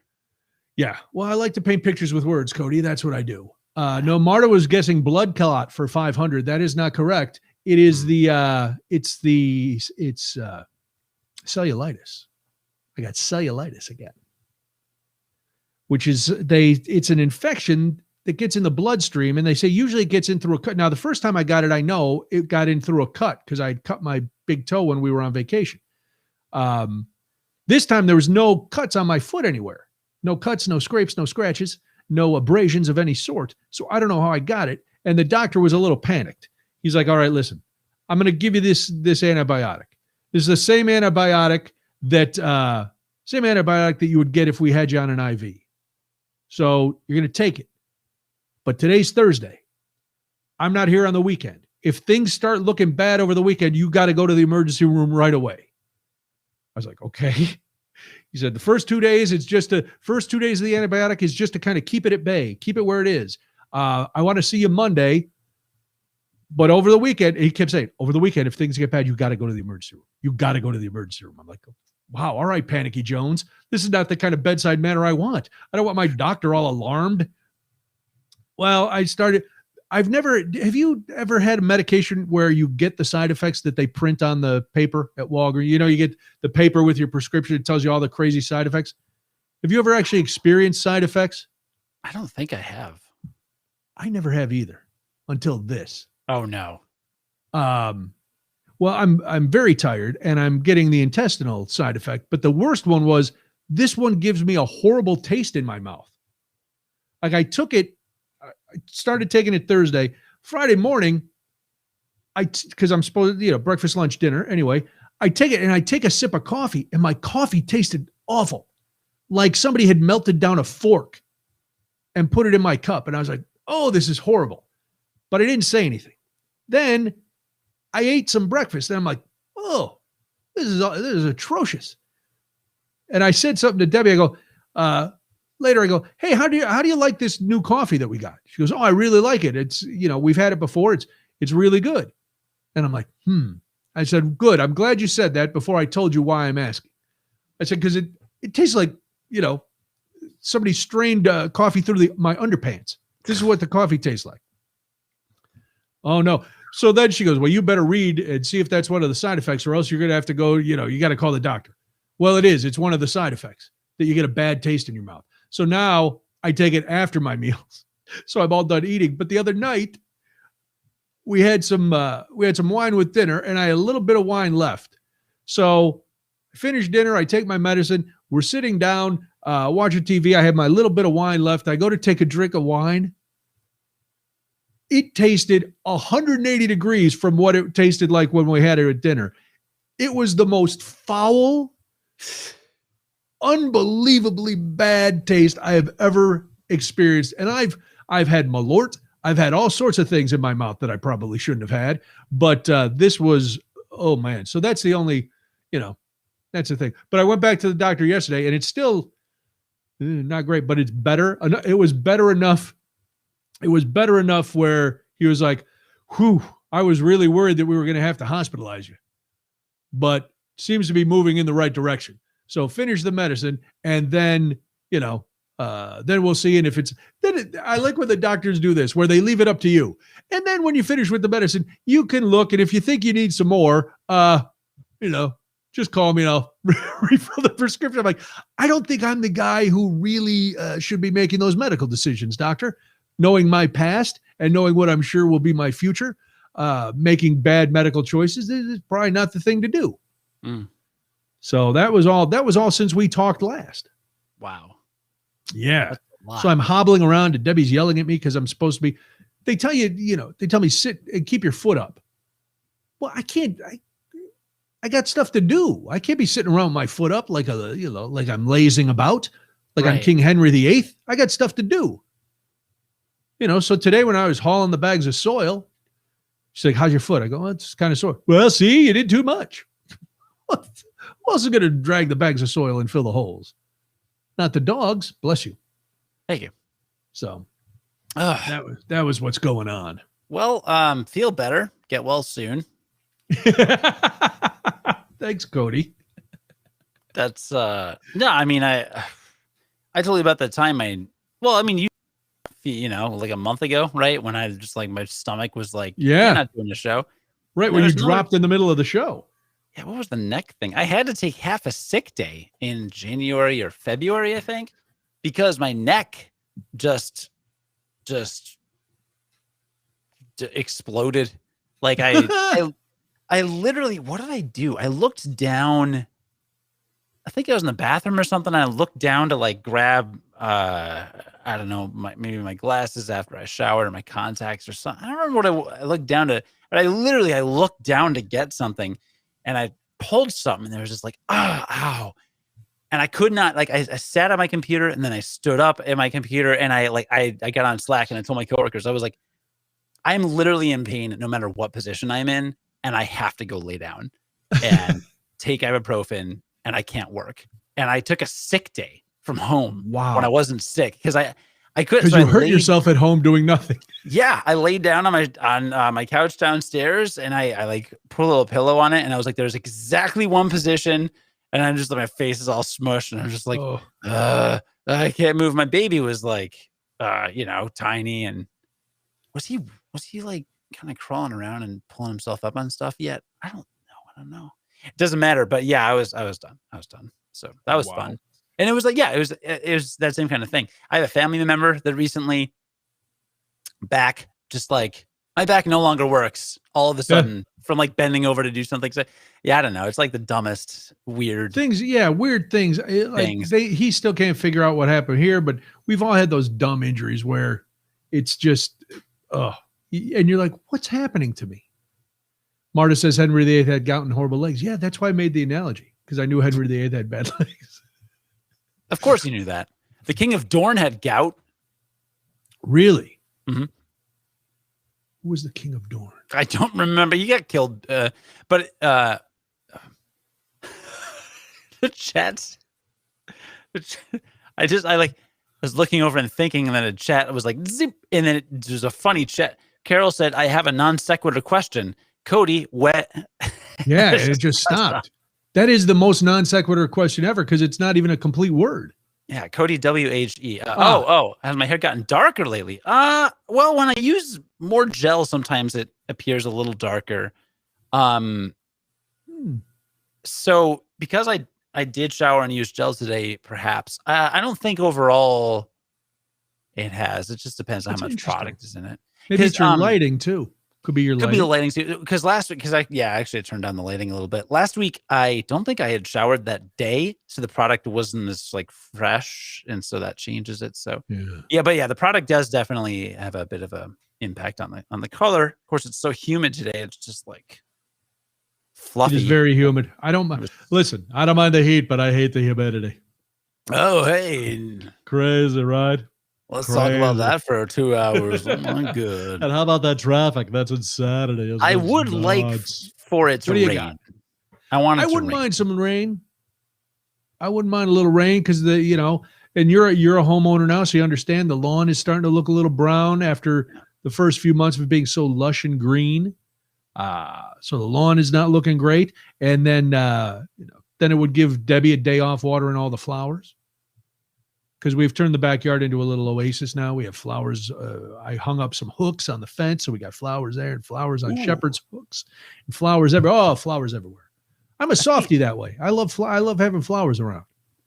No, me too. And the manual watering things. Manual watering. It's so hard to manually water. No, I mean I water my flowers, but I'm not like I have a couple planters, window planters for my balcony, and I'm like not really motivated to go outside. Today.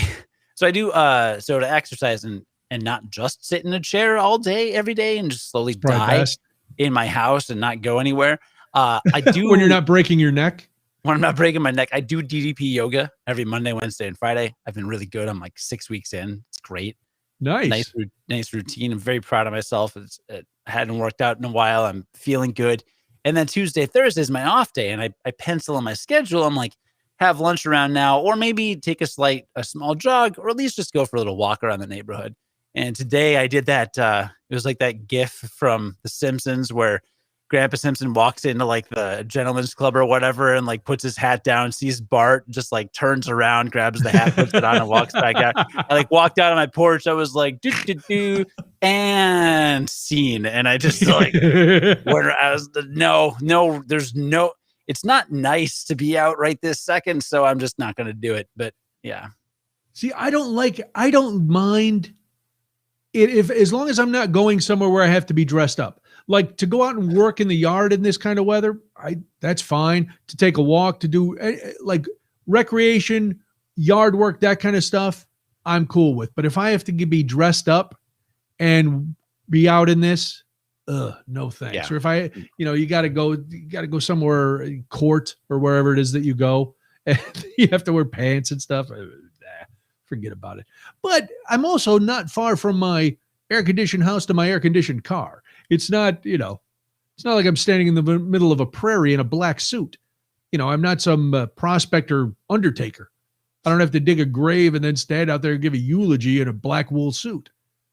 I'm going from, house that has nice air conditioning to a car that has air conditioning. Yeah. I don't have the cooled seats though. One day, Cody, I'm going to have the kind of radio career that Craig has, and I'm going to get a car with cooled seats so I can keep my butt nice and cool. They have that? Of course they do. If you have money, why would you want your ass to sweat in the car? No, but one, you're going to have luxurious leather seats. It's just the same way they have heated seats. Do you have heated seats in your car? Yeah, but they just blow hair up your butt? Hair. They blows hair up your butt. It tickles your fancy, if you know what I'm talking about. They blow air up your butt. That's it. I think I don't know how it works because I don't have that kind of coin. I'm not an engineer with GM or insert car company name here. All right. They have heated and cooled seats. All right. With perforated inserts and integrated fans, an icy stream of air relieves the stickiness usually associated with leather upholstery. That sounds fantastic. Oh, because if you have leather seats and you're wearing shorts sometimes, the back of your thighs stick to the seats. The ladies in their short skirts getting all swampy on those leather seats. They've been around since 2017. I know, but Kia Soul, Hyundai Sonata, Lincoln Continental. You got to pay a lot extra for the cooled seats. Yeah, that's a lot. I like the heated ones. I'm not crying poor mouth. I have heated seats, so I'm fancier than some people, my wife included. But yeah, one day it's good to have goals and dreams. One day I'm going to be able to drive around with cool air blowing up my crack. Just keeping me chilled. Maybe it'll cut down on my road rage. If I'm Brian Icy Bottom, I'm staying nice and cool. Crank it up that to maximum so that when I get out, my ass is so cold it actually is petrified. It's frozen. Like my legs won't work. My ass will be so cold. That's the goal. To drive around so long that my bottom becomes like an Eskimo pie. Wow. What would you do for a Klondike bar? You're not going to have to find out. Just touch my ass. It's going to be that cold. It's going to be like dry ice. If anybody ever, I get out and somebody goes, man, that's a fine backyard. And they go to touch it. Their fingers are going to stick to it. Like the kid in the Christmas Story who put his tongue on the light pole. Yeah. That's how cold my ass is going to be. That's vivid. Someday. Vivid. Again, I am an artiste with verbiage. You are. That you are. I don't even know where to go from there. I paid to. Hey, I need to know if your son's still mad at you. Last week, your son was giving you the stink eye. Didn't want anything to do with you because you abandoned him for 3 days. No, actually. Has he come back? Has he come back to the fold? Actually, last night, my spouse was teaching a online yoga class from 7 to 8, and it was like 7:30. He's rubbing his eyes, and he was looking sleepy. And he was like, you gotta stay awake, but you gotta stay awake till she's done, so she can say goodnight to you and do the bedtime stuff. So we're downtown and do the bedtime stuff. Yeah, do the bedtime stuff. So we're downstairs and read him a story, and he's like kind of crawling around a little bit and stuff. And then I picked him up, put him on the couch. He's like on the back of the couch, grabbing blankets and stuff and whatever. And I'm just kind of laying there, and he like laid down and made some sound effects, and he laughed, and then he just like got comfy, and he just passed out. He just fell asleep, and he never does that with me anymore. When he was like a couple months old, like the first few months, I slept on him all the time. Like I would just like take him. I'm like, nap time, baby, let's go. Like I was just like downstairs and playing video games. He's on my chest. It's great. He hasn't done that in like a few months. So he just like passed out right on me, and it was so cute. It's so cute. It's very nice. Well, good. I'm glad you guys have repaired your relationship. Yeah. Would have been a long, painful life if he was holding a grudge from less than a year. This month is your first Father's Day. Couple of weeks. Mm-hmm. Oh, man. Get prepared to be disappointed.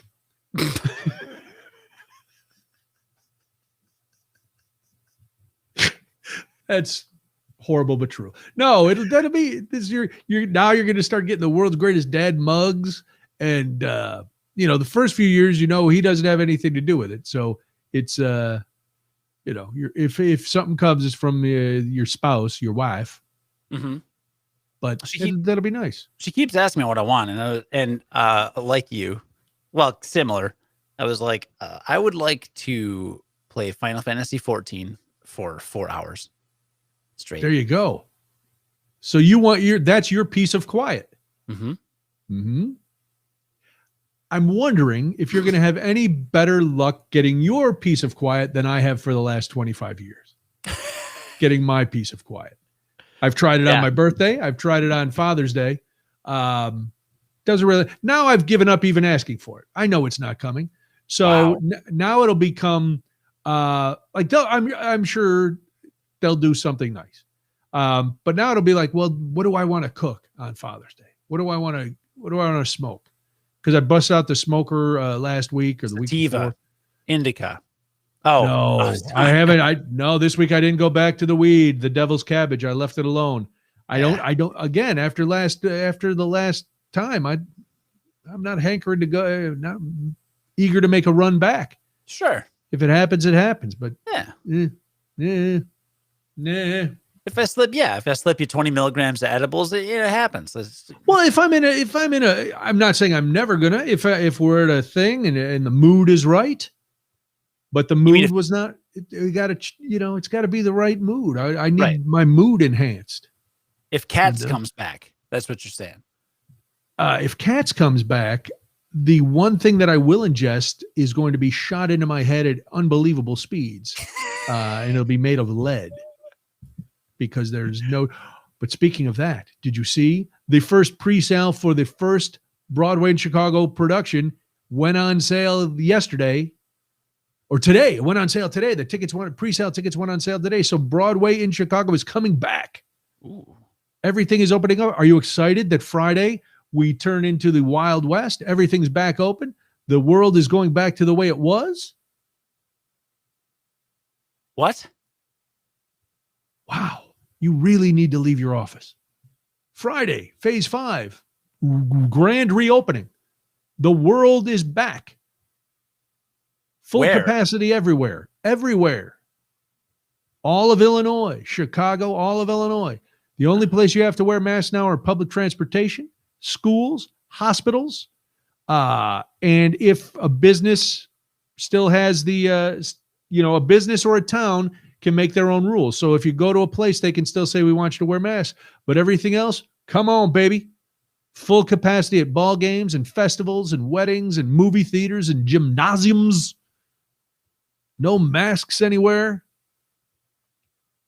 How you feeling about that? You look scared. You look scared. I know it's like multinational corporations like Walgreens, CVS, movie theaters, right? Like they won't necessarily have the policy. So it still is not, you know what I mean? Well, they're saying if you're not vaccinated, you are still strongly urged to wear a mask and stay socially distanced if you're inside.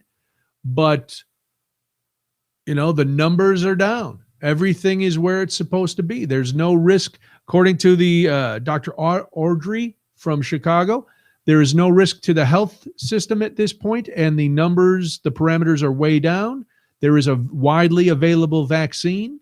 So, yeah, let's go, baby. Look, dude, I'm excited. I just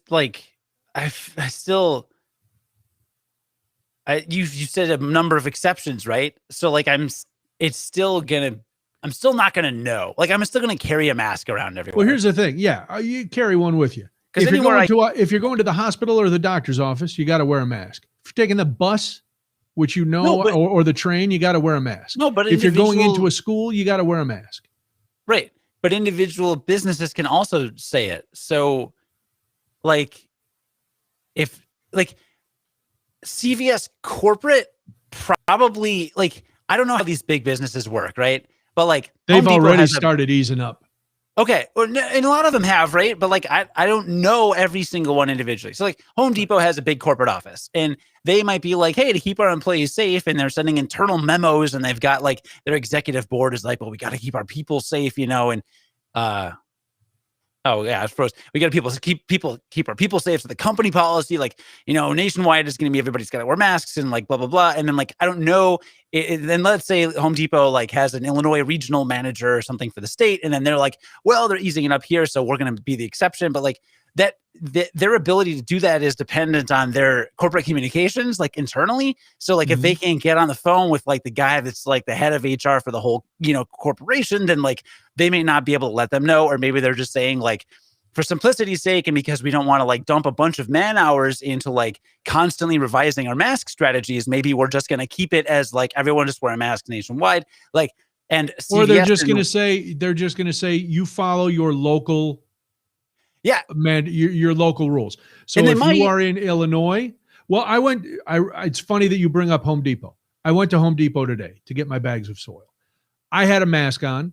The employees had masks on. Most of the people did, but I looked because I was wondering, there was no signs at the door now about wearing masks, and they used to have the signs. So theoretically, I didn't have to wear a mask in there. Yeah. But I did, and everybody else going in had one on, so I was like, okay, I don't care. Like you said, I'll have one with me. I keep a couple in the car. So if I do go to a small business and they say, hey man, we're still doing masks. Okay, that's cool. I'll do it. But yeah, I mean, I was where did I go? Costco yesterday. And there was a lot of people not wearing masks.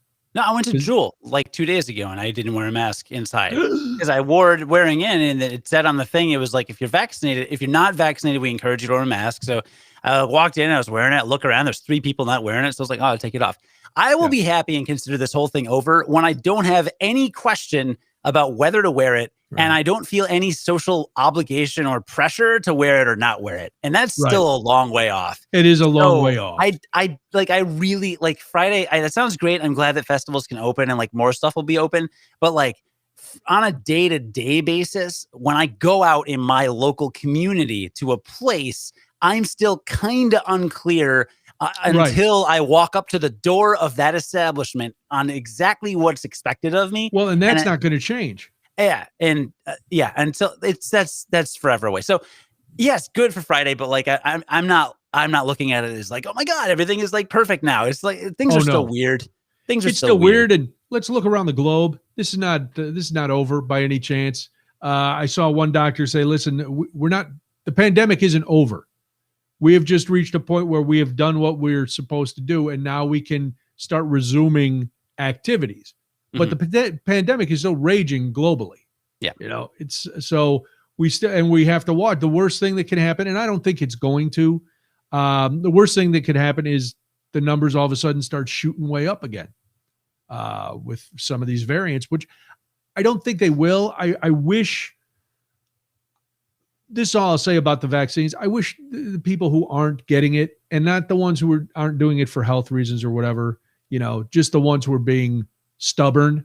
I wish those people would change their mind, because it's sad that other countries would kill for the amount of vaccines that we have, and we're just going, nah, we need to get a bike or some free beer before we're going to get a vaccine.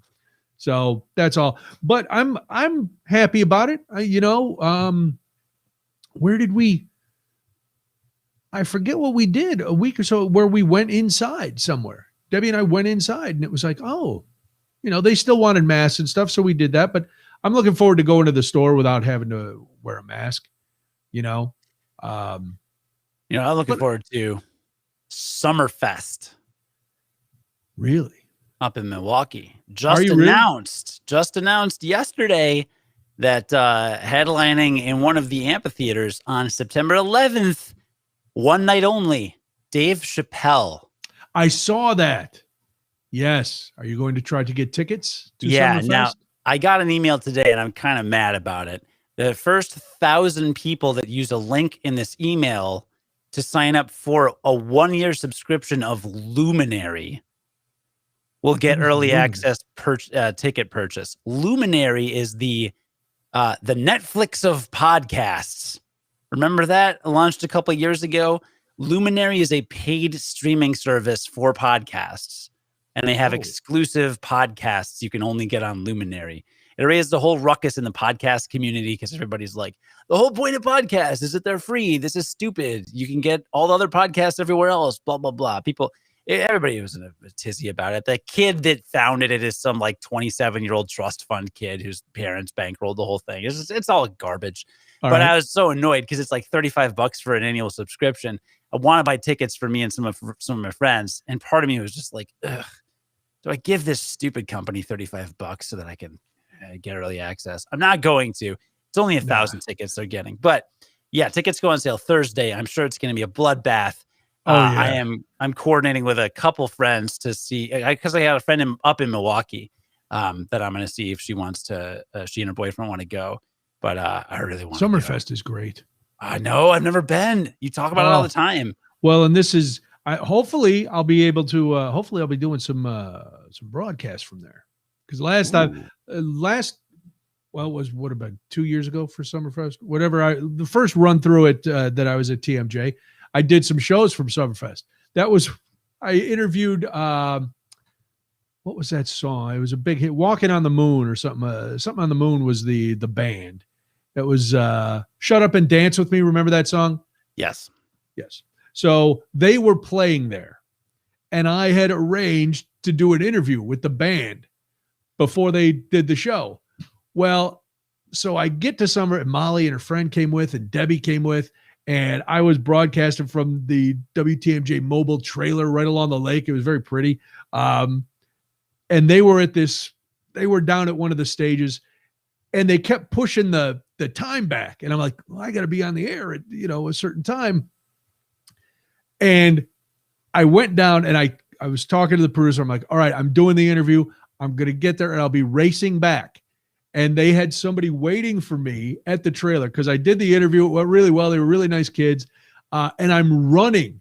And imagine me running through Summerfest with my tape recorder, the digital recorder, and handing it off to somebody who then drove it back to the station so they could get it ready to play during my show. Wow. It was insane. That's awesome. It was insane. But Molly got to meet him, and it was a big thing. And they were, again, it was, how when we would have people in for interviews, they were always amazed that like we knew stuff about them because, that's what we do. We research our interviews. Because you do a ton of prep and you are better than most radio hosts. Well, I don't know about You're being that. humble. That's the way it is. I've worked with a lot of radio hosts. I've worked with more radio hosts than you have. And trust me, you're in the top. Well, so I knew stuff and I had like some, and I hadn't confirmed it till the drive up.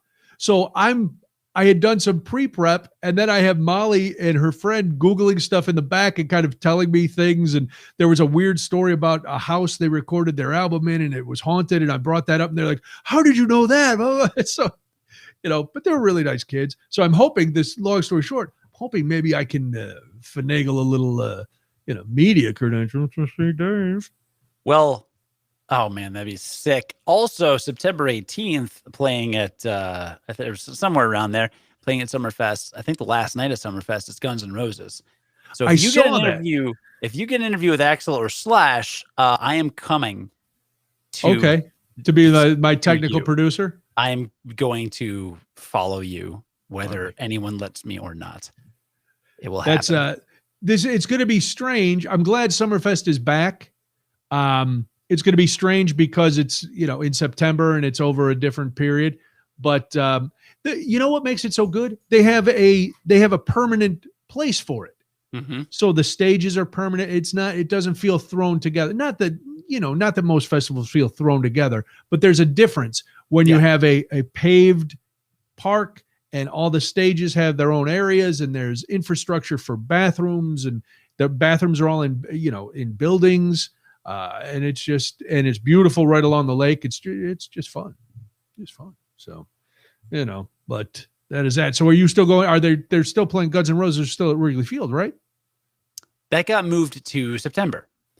Oh. And it got moved to like a couple days before Summerfest. So I don't mind it. Actually, it's better because it was on a Wednesday in July. Right.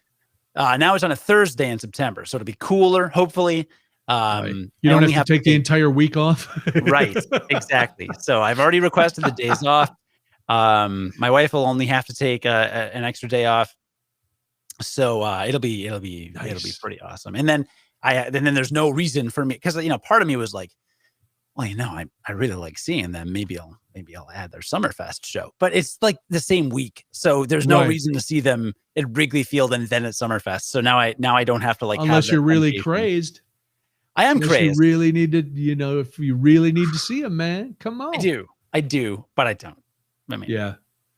I don't know. They're going to, because there's a couple different amphitheaters up there. And so Chappelle must be at the big one. Yeah, he's at the big probably amphitheater. If they're selling tickets, because the rest of them you don't have to. The rest of them are all included. Yeah, this one I think you have to have a ticket. Yeah, so that's good. So, cool. Well, that will be fun. Wish me luck. Who knows? Good luck. When do they go on sale? Thursday, if you're on the Summerfest email list. So y'all better subscribe if you want to try and get it. And then general sale Friday, but they'll be Thursday. I'm sure they'll fly off. They'll be gone. Everybody's, that's going to be a huge show.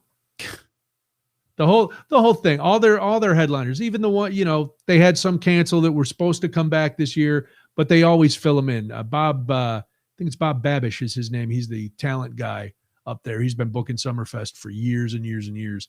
They do a great job getting them in.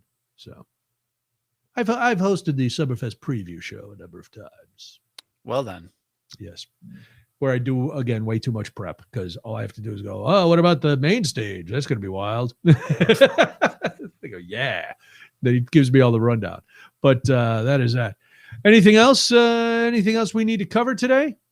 I didn't really have a whole lot. Sam, when you disconnected for a minute, I was just a little low energy, random, just general sleep deprivation, overworked, all that stuff. But I'll rally. You got the child. You got we all got lives. It's crazy. Craig is asleep now. But you always bring it, even when you got legs falling off and stuff. You're always able to bring it. Usually, I can bring it, even if I'm like whatever. But I don't know. Tonight I was just kind of like. I'm a professional, Cody. Let's be honest. I am a professional. So that's what I do. I do professional things professionally. And then I spent a lot of time complaining about my internet service, hoping to get more than a $15 refund. I don't want a refund. Here's what I want. I want my internet. That's all. Yeah. I want my dogs to stop digging up my yard. I'm a simple man with simple needs. I guess I'm a simpleton. Wait, what? That can't be right. That doesn't sound right at all. Nah. So anyway, but that's that. All right. Well, listen to Craig. You can listen to Craig. He's not here, but you can listen to him Monday through Friday from 3 to 6 on WMBD. I even left the pause in there for you to do it. You didn't do it. I was pausing to drink water because I didn't know that was coming first. NBD. You can listen to him on IBC. Now we'll get to Cody's. Cody every day. You gotta listen to Cody. What are you doing not listening to Cody every day on the Curiosity Daily podcast? The website's right there, curiositydaily.com. If you're not giving yourself a few minutes to get smarter with science, then really we got no use for you. What are you, a simpleton?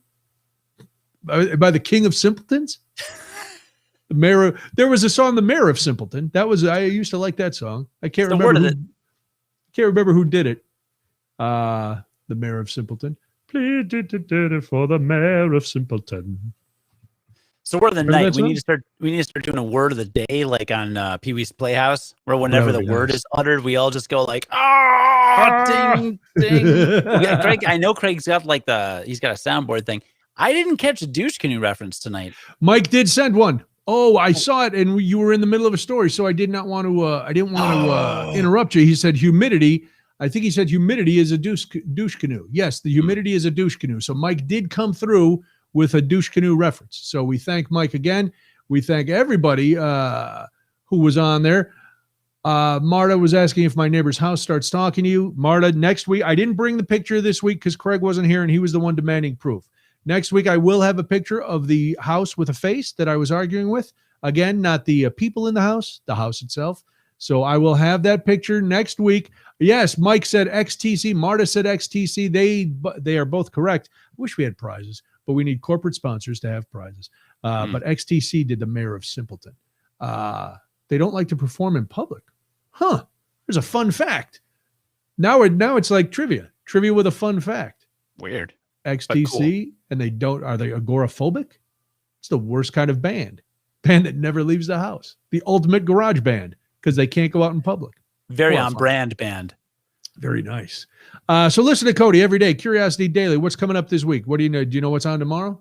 God, I know. I know tomorrow there's a guy that wrote a book called Subtract, something of the science of less. And he talks about how we humans are primed to always think that to make something better, we need to add things, when in fact, we often overlook that we can remove things to make it better. Yeah, it's pretty cool. That sounds fascinating. Pretty cool. You know what? Instead of trying to add more time to this to make it better, we're just going to end it and subtract ourselves from your evening.